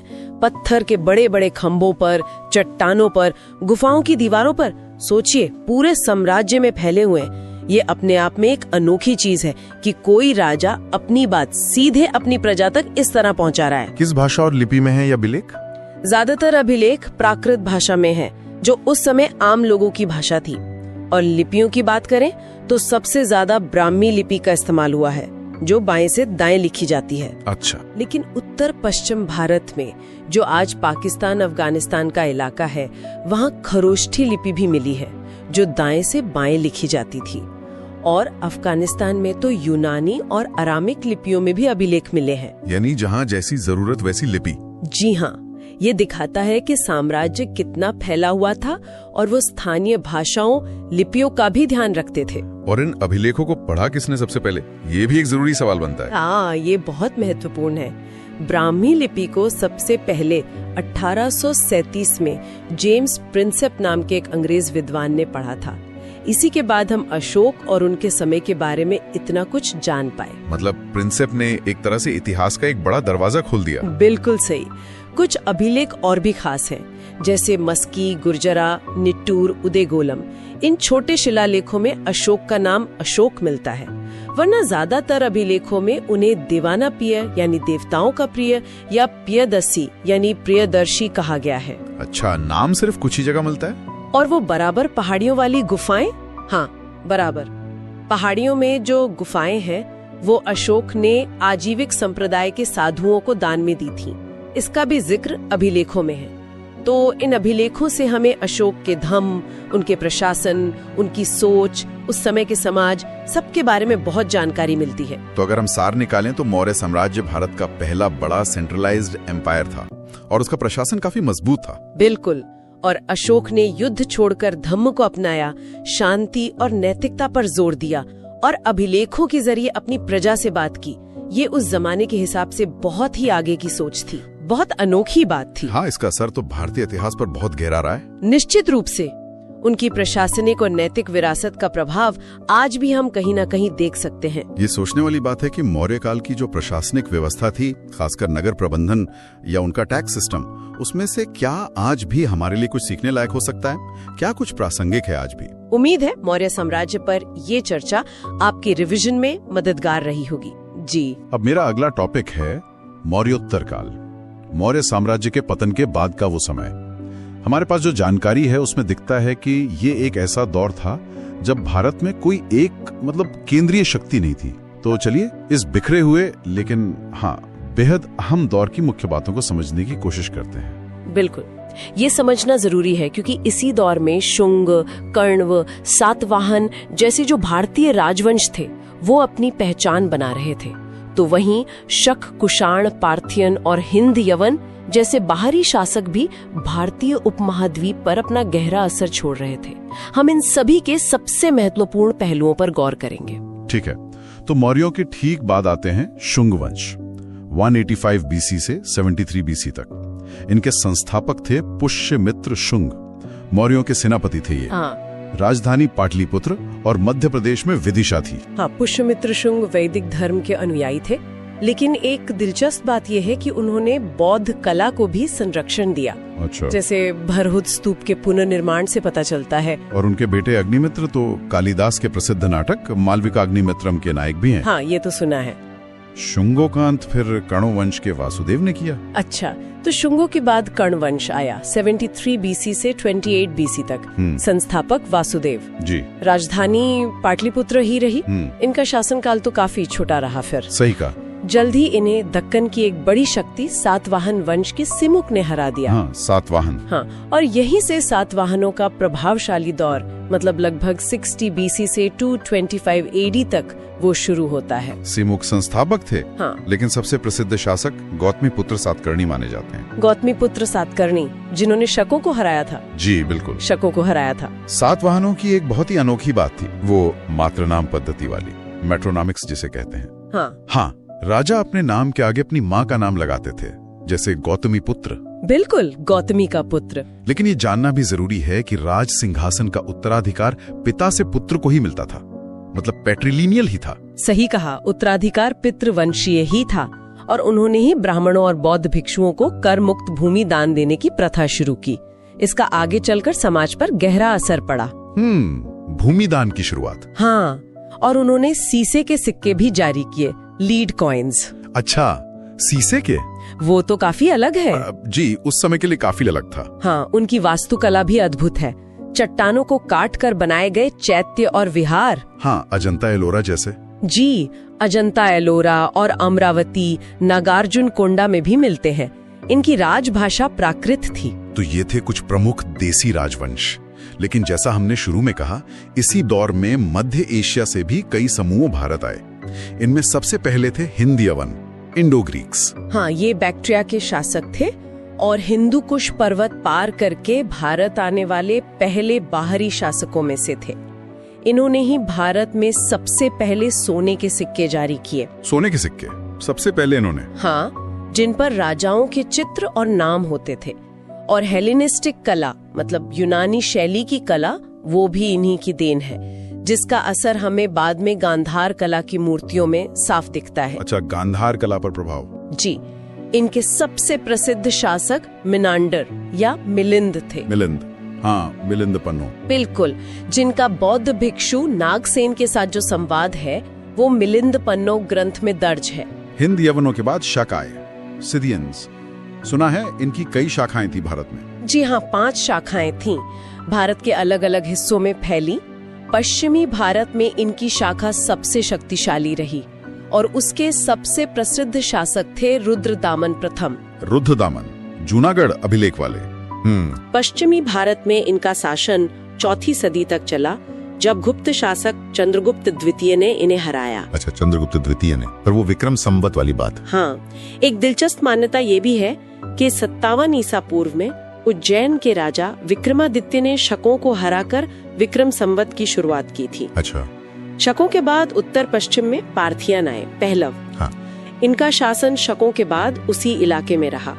गोंडो फर्नीस इनका एक जाना माना शासक है, जिसके समय में कहते हैं कि ईसाई संत थॉमस भारत आए थे। अच्छा। और फिर आए कुषाण, लगभग 1ली से 3री सदी एडी, जिन्हें यूची या तोचारियन भी कहते हैं। ये शायद सबसे प्रभावशाली बाहरी शासकों में से थे। हाँ, निश्चित रूप से। इनकी पहली राजधानी पुरुषपुर यानी आज का पेशावर और दूसरी मथुरा थी। 2 राजधानियां। जी। इनके सबसे महान शासक कनिष्क थे। उन्होंने देवपुत्र मतलब ईश्वर का पुत्र जैसी उपाधि ली थी और उन्होंने ही कश्मीर में 4थी बौद्ध संगीति आयोजित करवाई। हाँ, 4थी बौद्ध संगीति कनिष्क। जी, जहां महायान बौद्ध धर्म को अंतिम रूप दिया गया। और सबसे महत्वपूर्ण बात, उनका विशाल साम्राज्य मध्य एशिया से लेकर मथुरा तक फैला था और रेशम मार्ग सिल्क रूट के एक बड़े हिस्से पर उनका नियंत्रण था। सिल्क रूट पर नियंत्रण, इससे तो व्यापार बहुत बढ़ा होगा। बिल्कुल, भारत का व्यापार और सांस्कृतिक आदान प्रदान खूब बढ़ा। कहते हैं कुषाणों ने सोने के सबसे शुद्ध सिक्के जारी किए थे। जी हाँ, उनके समय में सबसे शुद्ध सोने के सिक्के जारी हुए। और भारतीय समाज और संस्कृति पर भी उनका गहरा प्रभाव पड़ा। क्या क्या चीजें आई? बिल्कुल, जैसे पगड़ी पहनने का चलन, लंबा कोट, पतलून, ये सब कुषाणों के प्रभाव से आए। घुड़सवारी में बेहतर किस्म की लगाम और जीन का प्रयोग भी शुरू हुआ। अच्छा, और उन्होंने शासन के लिए क्षत्रप प्रणाली मतलब प्रांतों में सैन्य गवर्नर नियुक्त करना, उसको अपनाया। और विज्ञान साहित्य में भी। हाँ, विज्ञान के क्षेत्र में आयुर्वेद के महान ज्ञाता चरक और शल्य चिकित्सा के जानकार सुश्रुत ये कनिष्क के समकालीन माने जाते हैं। साहित्य में अश्वघोष, नागार्जुन, वसुमित्र जैसे बड़े बौद्ध विद्वान हुए। और कला, गांधार और मथुरा शैली। जी, कला में गांधार शैली जिस पर यूनानी रोमन प्रभाव था और मथुरा शैली जो पूरी तरह स्वदेशी थी, इन दोनों का विकास इसी समय अपने चरम पर था। तो कुल मिला के देखें तो ये दौर भले ही राजनीतिक रूप से बिखरा हुआ लगता हो, हाँ, लेकिन सांस्कृतिक दृष्टि से ये एक संगम का और नए विकास का समय था। देशी और विदेशी तत्व घुल मिल रहे थे। कला, धर्म, विज्ञान, साहित्य, सब में नई चीजें हो रही थी। एकदम सही। इस दौर का जो राजनीतिक बिखराव था और साथ ही साथ बाहरी दुनिया से जो संपर्क पड़ा, उसने भारतीय सभ्यता को एक नई दिशा दी। और ये समझना जरूरी है कि कैसे इन घटनाओं ने आगे चलकर गुप्त काल और उसके बाद की भारत की नींव रखी। हाँ, और सोचने वाली बात यह भी है कि क्या ये जो राजनीतिक अनेकता थी, इसी ने विभिन्न संस्कृतियों को फलने फूलने और आपस में मिलने का मौका दिया, जिससे वो एक मिलीजुली संस्कृति बनी, जिसे हम आज भारतीय संस्कृति कहते हैं। बाहरी शक्तियों के साथ ये जो गहन आदान प्रदान हुआ, इसने भारतीय पहचान को कितना बदला और कितना समृद्ध किया होगा, ये सोचने वाली बात है। अब मेरा अगला विषय है संगम युग। ये प्राचीन दक्षिण भारत, खासकर जो तमिल प्रदेश का इतिहास है, उसका एक बहुत ही दिलचस्प और जरूरी दौर है। बिल्कुल। इस समय में मुख्य तौर पर हम 3 राज्यों का जिक्र सुनते हैं, चोल, चेर और पांड्य। हाँ, ये 3 सबसे महत्वपूर्ण थे। चलिए शुरुआत पांड्यों से करते हैं। इनका इलाका था दक्षिणी तमिलनाडु, है ना?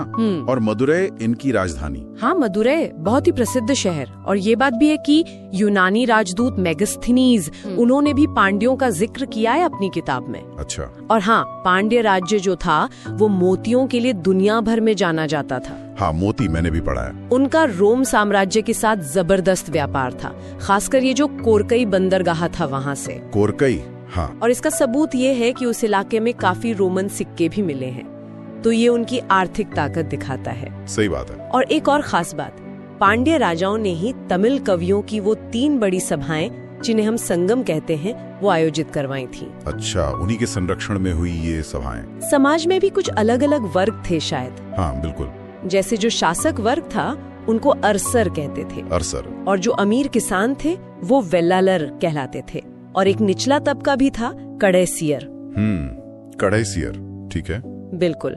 अच्छा, अब पांड्यों के थोड़ा उत्तर पूर्व में चलें तो कावेरी नदी का जो डेल्टा है, बड़ा उपजाऊ इलाका, वहाँ था चोलों का राज। चोल, हाँ। उरैयूर और पुहार, जिसको कावेरी पट्टिनम भी कहते हैं, वो इनकी राजधानियां रहीं। और चोलों का नाम शायद सूती कपड़े के व्यापार से जुड़ा है। हाँ बिल्कुल, सूती कपड़ा इनका मुख्य व्यापार था। अच्छा, इनके राजाओं में करिकाल का नाम बहुत आता है। हाँ, सबसे ताकतवर राजा माने जाते हैं। हाँ, करिकाल। उन्होंने वेन्नी की लड़ाई जीती थी, जो काफी महत्वपूर्ण मानी जाती है, और उन्होंने चोल शक्ति को काफी बढ़ाया था। और इनका निशान वो बाघ था शायद। जी हाँ, बाघ, चोलों का प्रतीक चिन्ह। ठीक है, तो ये हो गए चोल।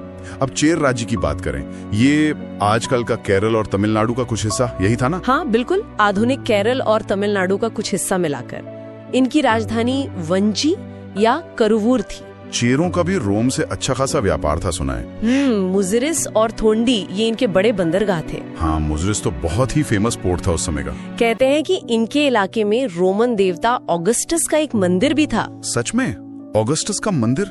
ये तो दिखाता है कि रिश्ते कितने गहरे थे। मतलब बिल्कुल, व्यापारिक और सांस्कृतिक दोनों तरह के। इनका जो राज चिन्ह था वो था धनुष बाण। धनुष बाण, ठीक है। और चेरों में सबसे प्रसिद्ध शासक वो हुए सेनगुट्टुवन। उन्हें लाल चेर या भला चेर भी कहते हैं। लाल चेर। और उन्होंने काफी अनोखी पूजा शुरू की थी, पत्तिनी पूजा। इसमें कन्नगी नाम की एक पतिव्रता स्त्री को देवी मानकर पूजा जाता था। कन्नगी पूजा? ये तो काफी अलग बात है। उस समय की सोच पर भी रोशनी डालती है ये। हाँ, ये सतीत्व की देवी के रूप में पूजी जाती थी। वाकई दिलचस्प। अच्छा, अब जरा उस दौर के साहित्य पर आते हैं। संगम साहित्य, ये तो बहुत विशाल है ना? हाँ, बहुत समृद्ध साहित्य है। इसको मोटे तौर पर हम 2 हिस्सों में देख सकते हैं। कैसे? एक है कथात्मक या वर्णनात्मक साहित्य, जिसे मेल कन्नुकु कहते हैं। इसमें 18 प्रमुख रचनाएं हैं, थोड़ी लंबी कविताएं टाइप की। मेल कन्नुकु, ठीक है। और दूसरा है उपदेशात्मक साहित्य, यानी किलकन्नुकु। इसमें भी 18 रचनाएं हैं, पर ये छोटी हैं, नीति वाली कविताएं हैं। अच्छा, छोटी नीति वाली। इसमें वो अहम और पुरम वाला कॉन्सेप्ट भी आता है ना? बिल्कुल। ये संगम साहित्य के 2 मुख्य विषय थे। अहम मतलब अंदरूनी बातें, जैसे प्यार, निजी भावनाएं, प्रेम वगैरह। हाँ। और पुरम मतलब बाहरी दुनिया की बातें, जैसे युद्ध, वीरता, राजाओं की प्रशंसा, सार्वजनिक जीवन। हाँ, और पुरम, समझ गया। इसी साहित्य में हमें एत्तु तो गई मतलब 8 संकलन और पत्तू पाट्टू यानी 10 गीत जैसे महत्वपूर्ण संग्रह मिलते हैं। एत्तु तो गई और पत्तू पाट्टू। और हाँ, एक बहुत ही महत्वपूर्ण ग्रंथ है तोल काप्यम। ये दूसरा जो संगम हुआ था उसका माना जाता है, और ये एक तमिल व्याकरण का ग्रंथ है। व्याकरण ग्रंथ तोल काप्यम जी। और इसके अलावा शिलप्पाधिकारम और मणिमेकलई जैसे प्रसिद्ध महाकाव्य भी इसी दौर की देन है। वाह, काफी कुछ लिखा गया है। मतलब एक और चीज जो ध्यान में आती है वो है तिड़ई की अवधारणा। वो क्या थी? हाँ, ये बहुत खास है संगम युग की। तमिल प्रदेश को उन्होंने 5 अलग अलग भौगोलिक क्षेत्रों में बांटा था। 5 क्षेत्र? कौन कौन से? पहाड़ी इलाका था कुरिंजी, जंगल वाला मुल्लय, खेती वाली जमीन मरुतम, समुद्र तट नेतल और सूखा रेगिस्तानी जैसा इलाका पालय। कुरिंजी, मुल्लय, मरुथम, नेतल, पालय। भी कि वहाँ अहम की कविताएं ज्यादा होंगी या पुरम की, ये भी जुड़ा होता था। अच्छा, मतलब भूगोल का असर लोगों के जीवन और साहित्य पर भी था। बिल्कुल, इसने वहाँ के जीवन को बहुत गहराई से प्रभावित किया। और एक चीज, अशोक के शिलालेखों में भी तो इन राज्यों का जिक्र मिलता है ना? चोल, पांड्या, सत्यपुत्र और चेरपुत्र। हाँ बिल्कुल सही। अशोक के अभिलेखों में इन दक्षिणी राज्यों का उल्लेख है, जो दिखाता है कि ये उस समय कितने महत्वपूर्ण थे। ब्राह्मणों का भी उल्लेख मिलता है। तो अगर हम सार देखें तो संगम युग में दक्षिण भारत में एक काफी व्यवस्थित राजनीतिक ढांचा था, जिसमें ये 3 बड़े राज्य थे, चोल, चेर, पांड्य। व्यापार खासकर रोम के साथ बहुत उन्नत था, जिसने अर्थव्यवस्था को मजबूती दी। हाँ, वो रोमन सिक्कों वाली बात। जी। और सबसे बढ़कर इस युग ने हमें एक शानदार तमिल साहित्य दिया। ये संगम साहित्य उस समय के समाज, संस्कृति और लोगों की सोच को समझने का एक अनमोल खजाना है। बिल्कुल। तो श्रोताओं के लिए एक सवाल छोड़ जाते हैं सोचने को। संगम साहित्य की ये जो थीम है, अहम और पुरम, या फिर वो कन्नगी पूजा जैसी अनोखी परंपराएं, ये उस दौर की जो उत्तर भारतीय संस्कृति थी उससे कितनी अलग लगती हैं, और ये फर्क दक्षिण भारत की अपनी एक विशिष्ट पहचान को कैसे दिखाते हैं, इस पर जरूर सोचिएगा। हाँ, ये एक अच्छा सवाल। अब मेरा अगला विषय है गुप्त काल। ये लगभग 310 ईस्वी से 540 ईस्वी तक का समय है। जी, गुप्त काल काफी महत्वपूर्ण दौर रहा है भारतीय इतिहास का। हाँ, तो हमारे पास जो जानकारी है उसके हिसाब से हम इसके खास शासकों, उनके काम, शासन और थोड़ी संस्कृति पर बात करेंगे। बिल्कुल, ताकि जो प्रतियोगी परीक्षाओं की तैयारी कर रहे हैं उनके लिए जरूरी बातें साफ हो जाएं। हाँ, मतलब श्रीगुप्त से शुरू करते हैं, फिर चंद्रगुप्त प्रथम, समुद्रगुप्त, चंद्रगुप्त द्वितीय और कुमारगुप्त प्रथम तक। ठीक है, तो शुरुआत श्रीगुप्त से हुई, जिन्हें महाराज की उपाधि मिली थी। वो संस्थापक थे। संस्थापक, लेकिन असली संस्थापक तो शायद चंद्रगुप्त प्रथम को मानते हैं, है ना?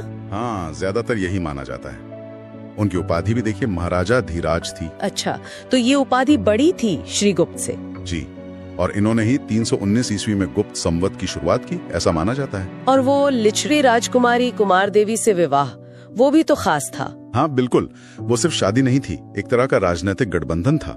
इससे उनकी ताकत बढ़ी। और एक और बात, सोने के सिक्के, हाँ, वो इन्होंने शुरू किए थे। जी, ये पहले गुप्त शासक थे जिन्होंने सोने के सिक्के जारी किए। अच्छा, इनके बाद फिर समुद्रगुप्त आए 335 ईस्वी के आसपास। हाँ, समुद्रगुप्त, इनकी उपाधियां भी दिलचस्प है। कविराज, लिच्छवी दोहित्र। कविराज मतलब कविता भी करते थे। हाँ, कला प्रेमी भी थे। और लिच्छवी दोहित्र क्योंकि उनकी माँ कुमार देवी लिच्छवी राजकुमारी थी। ओह सही। और इनकी जानकारी का मुख्य स्रोत वो प्रयाग प्रशस्ति है, इलाहाबाद वाला स्तंभ लेख। बिल्कुल, उसी से उनकी विजयों का पता चलता है। जबरदस्त सेनापति थे वो। हाँ, मैंने पढ़ा है। उत्तर भारत मतलब आर्यावर्त के 9 राजा और दक्षिणापथ यानी दक्षिण भारत के 12 राजाओं को हराया। और वो जंगली इलाके 8वें राज्य भी। जी, उन्हें भी जीता। उनकी सैन्य पहुंच काफी वसी थी और उन्होंने कई तरह के सिक्के भी चलाए थे। कमाल है। अच्छा, फिर आते हैं चंद्रगुप्त द्वितीय 380 ईस्वी से। इनका नाम तो बहुत सुना है, विक्रमादित्य। हाँ, विक्रमादित्य, ये बहुत प्रसिद्ध उपाधि है इनकी।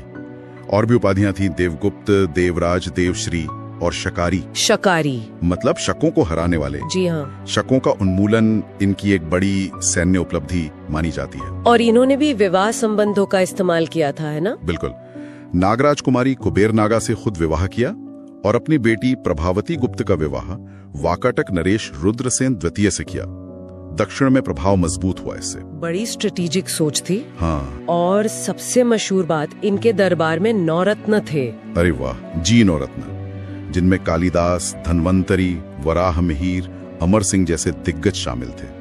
एक से बढ़कर एक विद्वान। क्या माहौल रहा होगा। अच्छा, इन्होंने चांदी के सिक्के भी शुरू किए, वो पहले नहीं थे? नहीं, पहले नहीं थे। चांदी के सिक्के चलाने वाले ये पहले गुप्त शासक थे। और वो चीनी यात्री फाहियान भी इन्हीं के समय भारत आया था।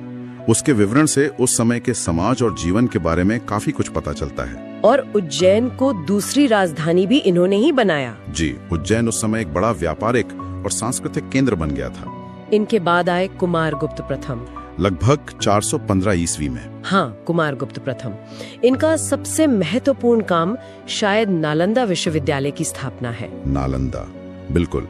शिक्षा का इतना बड़ा केंद्र, ये तो बहुत बड़ी देन है। निश्चित रूप से। ये खुद कार्तिकेय के उपासक थे।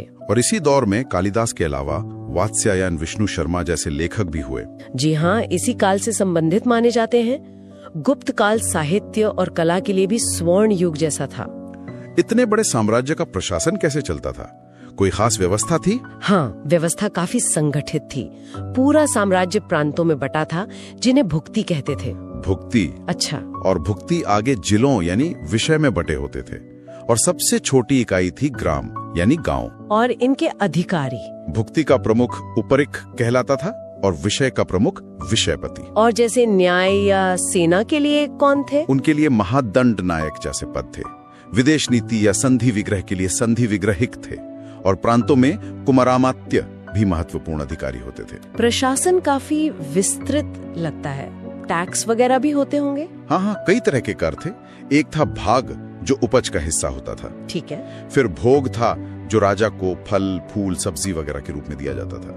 एक बलि नाम का कर भी था, जो शायद अतिरिक्त कर रहा हो। और वो विष्टि, बेगार? हाँ, विष्टि यानी बिना मजदूरी के जबरन काम कराना, ये भी कहीं कहीं प्रचलित था। अब थोड़ी बात संस्कृति की। मंदिर निर्माण तो इस काल की खास पहचान है। बिल्कुल। गुप्त काल को मंदिर वास्तुकला के शुरुआती दौर के लिए जाना जाता है, जैसे देवगढ़ का दशावतार मंदिर झांसी के पास। हाँ, सुना है इसमें पहली बार शिखल का इस्तेमाल हुआ। सही कहा। और कानपुर के पास भीतरगांव का मंदिर, जो ईंटों से बना है। जबलपुर में तिगवा का विष्णु मंदिर भी है। ये कुछ प्रमुख उदाहरण हैं। और वो भित्री स्तंभ लेख, वो स्कंदगुप्त के समय का है। उससे भी उस समय की घटनाओं की जानकारी मिलती है। तो कुल मिलाकर गुप्त काल में हमने देखा चंद्रगुप्त प्रथम, समुद्रगुप्त, चंद्रगुप्त द्वितीय, कुमारगुप्त जैसे शासकों ने न सिर्फ साम्राज्य बढ़ाया, बल्कि प्रशासन को सुधारा, साहित्य, कला, विज्ञान, वास्तुकला, सबको बहुत बढ़ावा दिया। उपाधियां, नवरत्न, नालंदा, ये मंदिर वाकई एक अहम दौर था। जी, परीक्षाओं के नजरिए से तो ये सारे बिंदु बहुत महत्वपूर्ण हैं ही, वैसे भी भारतीय इतिहास को समझने के लिए जरूरी हैं। बिल्कुल। चलिए एक सवाल श्रोताओं के सोचने के लिए छोड़ते हैं। हाँ। गुप्तकालीन प्रशासन या संस्कृति का कौन सा ऐसा तत्व है जो आज भी हमारे सिस्टम में या समाज में किसी न किसी रूप में दिखता है? इस पर जरूर सोचिएगा। अब मेरा अगला टॉपिक है गुप्तोत्तर काल। हाँ। गुप्त साम्राज्य के पतन के बाद देखें तो उत्तर भारत की जो राजनीतिक तस्वीर थी वो काफी बदल गई थी। हाँ बिल्कुल, मतलब एक बड़ी केंद्रीय शक्ति नहीं रही और उसकी जगह कई छोटी छोटी क्षेत्रीय ताकतें आ गईं। हाँ वही। तो आइए देखते हैं इस दौर में कौन कौन से प्रमुख राजवंश उभरे और सत्ता का केंद्र कैसे बदला। हाँ। मोटे तौर पर देखें तो थानेश्वर में पुष्यभूति वंश था जी। कन्नौज में मौखरी वंश। हाँ। मगध में उत्तरगुप्त थे। मालवा में यशोधर्मन का नाम आता है। गुजरात में वल्लभी के मैत्रक और बंगाल में गौड़ वंश। मतलब ये इस समय के मुख्य खिलाड़ी थे, कह सकते हैं। बिल्कुल। और ये दौर, जैसा आपने कहा, छोटे छोटे राज्यों के आपसी टकराव और कभी कभी गठबंधनों का भी था। जैसे थानेश्वर के पुष्यभूति वंश को ही लें। हाँ। स्थापना तो पुष्यभूति ने की, लेकिन असल में प्रभाकर वर्धन के समय ये काफी शक्तिशाली हो गए थे। हाँ। फिर उनके बेटे राज्यवर्धन और सबसे महत्वपूर्ण हर्षवर्धन। हाँ। इनका शासनकाल 606 से 647 ईस्वी तक माना जाता है। जी हाँ बिल्कुल। हर्षवर्धन का नाम आते ही मेरा ध्यान कन्नौज पर जाता है। हाँ। उन्होंने अपनी राजधानी थानेश्वर से कन्नौज क्यों बदली? क्या ये सिर्फ उनके बहनोई कन्नौज के शासक ग्रहवर्मा की हत्या की वजह से था, या कोई गहरी रणनीति भी थी इसके पीछे? देखिए, ये एक बहुत ही महत्वपूर्ण सवाल है। असल में ग्रहवर्मा, जो मौखरी वंश के थे और हर्ष की बहन राज्यश्री के पति थे, उनकी हत्या मालवा के देवगुप्त और बंगाल के गौड़ शासक शशांक ने मिलकर की थी। अच्छा। तो अपने भाई राज्यवर्धन की मृत्यु के बाद हर्षवर्धन ने कन्नौज को न सिर्फ बचाया बल्कि उसे अपनी राजधानी भी बना लिया। और देखिए, कन्नौज की जो भौगोलिक स्थिति थी ना, वो बहुत महत्वपूर्ण थी। हाँ, कैसे? वो गंगा के किनारे बसा था, उपजाऊ दोआब क्षेत्र में था, व्यापार के लिए, सैन्य नियंत्रण के लिए, मतलब दोनों ही नजरिए से ये एक आदर्श जगह थी। तो ये सिर्फ एक भावनात्मक फैसला नहीं था। तो मतलब एक सोचा समझा रणनीतिक कदम था ये। हाँ बिल्कुल, एक रणनीतिक कदम। और इसी वजह से कन्नौज का महत्व बहुत बढ़ गया इस दौर में। इसी दौर के बारे में हमें काफी जानकारी वो बाणभट्ट की रचनाओं और चीनी यात्री हुएनसैंग के विवरणों से मिलती है ना? हाँ बिल्कुल सही। बाणभट्ट तो हर्ष के दरबारी कवि थे और हुएनसांग ने हर्ष के शासनकाल में ही भारत की यात्रा की थी और काफी विस्तार से यहाँ के बारे में लिखा। सुना है हर्ष खुद भी काफी विद्वान और कला प्रेमी थे। जी हाँ, उन्होंने प्रयाग और कन्नौज में विशाल धर्म सभाएं भी आयोजित करवाई। उन्हें उपाधियां भी मिली थीं, जैसे शिलादित्य। हाँ, शिलादित्य मतलब गुणों का सूर्य। हाँ, और सकलोत्तरा पथनाथ, जिसका मतलब है समस्त उत्तरी क्षेत्र का स्वामी। और ये भी कहा जाता है कि उन्होंने खुद प्रियदर्शिका, रत्नावली और नागानंद जैसे संस्कृत नाटक लिखे। अच्छा। हालांकि कुछ इतिहासकार मानते हैं कि शायद ये उनके दरबार के किसी कवि ने उनके नाम से लिखे होंगे, पर फिर भी कला और साहित्य को संरक्षण तो था ही। और कन्नौज के मौखरी वंश की बात करें, जिनका जिक्र भी आया, ग्रहवर्मा तो वहीं के थे। हाँ, मौखरी वंश कन्नौज में पहले से स्थापित था। इसमें हरे वर्मा, ईशान वर्मा और फिर ग्रहवर्मा जैसे शासक हुए। और जैसा हमने बात की, इनका पुष्यभूति वंश से वैवाहिक संबंध बना, जो उस समय की राजनीति में आम बात थी। ठीक। और उधर मगध में उत्तर गुप्त वंश का क्या हाल था? मगध में उत्तर गुप्त वंश के शासक थे, जैसे कृष्णगुप्त, देवगुप्त। इनके मौखरी और पुष्यभूति वंशों से रिश्ते मतलब कभी दोस्ताना रहते थे तो कभी दुश्मनी वाले, ये बदलता रहता था। अच्छा। मालवा में भी एक शक्तिशाली शासक का नाम आता है, यशोधर्मन। हाँ, यशोधर्मन। इनका समय लगभग 530 ईस्वी के आसपास का माना जाता है। इनका जिक्र मिलता है मंदसौर अभिलेख में। हाँ, मंदसौर अभिलेख जी, जो इस काल की जानकारी का एक अहम स्रोत है। यशोधर्मन को श्रेय दिया जाता है हूण शासक मेहरकुल को हराने का। अरे हाँ, हूण, जिन्होंने गुप्त साम्राज्य को कमजोर करने में बड़ी भूमिका निभाई थी। बिल्कुल। तो यशोधर्मन का उनको हराना एक बड़ी उपलब्धि थी। और पश्चिम में गुजरात की तरफ वल्लभी के मैत्रक वंश का क्या महत्व था? मैंने सुना है वल्लभी सिर्फ राजधानी नहीं थी, है ना? हाँ, बिल्कुल सही सुना है। मैत्रक वंश की स्थापना तो भट्टारक ने की थी करीब 470 ईस्वी में, और उनकी राजधानी वल्लभी पश्चिमी भारत में शिक्षा और संस्कृति का एक बहुत बड़ा केंद्र बन गई थी। अच्छा। किस तरह का केंद्र? ये खासतौर पर हीनयान बौद्ध धर्म का एक महत्वपूर्ण केंद्र थी।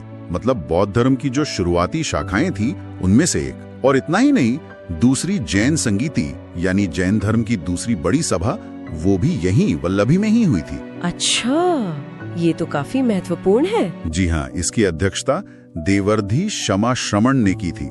तो वल्लभी का सांस्कृतिक महत्व बहुत था। अब आते हैं बंगाल के गौड़ वंश पर। शासक शशांक का नाम सुनते ही हर्षवर्धन से उनकी दुश्मनी याद आती है। बिल्कुल।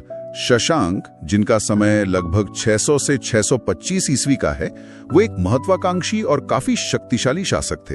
वो कट्टर शैव अनुयायी थे, मतलब भगवान शिव के उपासक। हाँ, हत्या में उनका हाथ था। उन पर यह भी आरोप है कि उन्होंने बोध गया में उस पवित्र बोधि वृक्ष को कटवा दिया था जिसके नीचे बुद्ध को ज्ञान प्राप्त हुआ था। ओहो, तो फिर तो बौद्ध अनुयायियों में उनके प्रति काफी नाराजगी रही होगी। जाहिर सी बात है, उनके इस कदम की काफी आलोचना हुई। तो ये साफ दिख रहा है कि गुप्तों के बाद जो पाटलिपुत्र का पुराना गौरव था वो शायद कम हो रहा था। हाँ, और सत्ता का नया केंद्र अब कन्नौज बनता जा रहा था। हाँ बिल्कुल। और कन्नौज पर कब्जा करने के लिए ही आगे चलकर 3 बड़ी शक्तियों के बीच एक लंबा संघर्ष चला।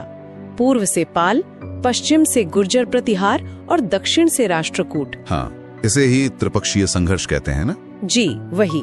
ये संघर्ष करीब 200 सालों तक चला और इसने उत्तर भारत की राजनीति को गहराई से प्रभावित किया। पर यह अपने आप में एक बड़ा विषय है। तो हमने देखा कि गुप्त साम्राज्य के बिखरने के बाद उत्तर भारत में किस तरह एक केंद्रीय सत्ता की कमी हुई, कई क्षेत्रीय ताकतें उभरी और कैसे कन्नौज इन सब के बीच सत्ता संघर्ष का मुख्य अखाड़ा बन गया। यहाँ एक सोचने वाली बात ये भी है कि इस दौर की जो राजनीतिक अस्थिरता थी, जो एक तरह का विकेंद्रीकरण था और जिस तरह ये क्षेत्रीय शक्तियां उभरी, उसने आने वाले मध्यकालीन भारत की सामाजिक और राजनीतिक व्यवस्था की नींव किस तरह रखी होगी। ये ताकतें और इनके आपसी संघर्ष, ये सब मिलकर भविष्य के भारत को कैसे आकार दे रहे थे। बिल्कुल, ये सोचने वाला बिंदु है। खैर, आज की चर्चा यहीं समाप्त करते हैं। उम्मीद है आपको गुप्तोत्तर काल के इस महत्वपूर्ण दौर के बारे में उपयोगी जानकारियां मिली होंगी। अगर आपको ये पॉडकास्ट पसंद आया हो तो एसएससी गुरु टॉक्स को लाइक, शेयर और सब्सक्राइब जरूर करें और इसे अपने दोस्तों के साथ भी शेयर करें। जय हिंद,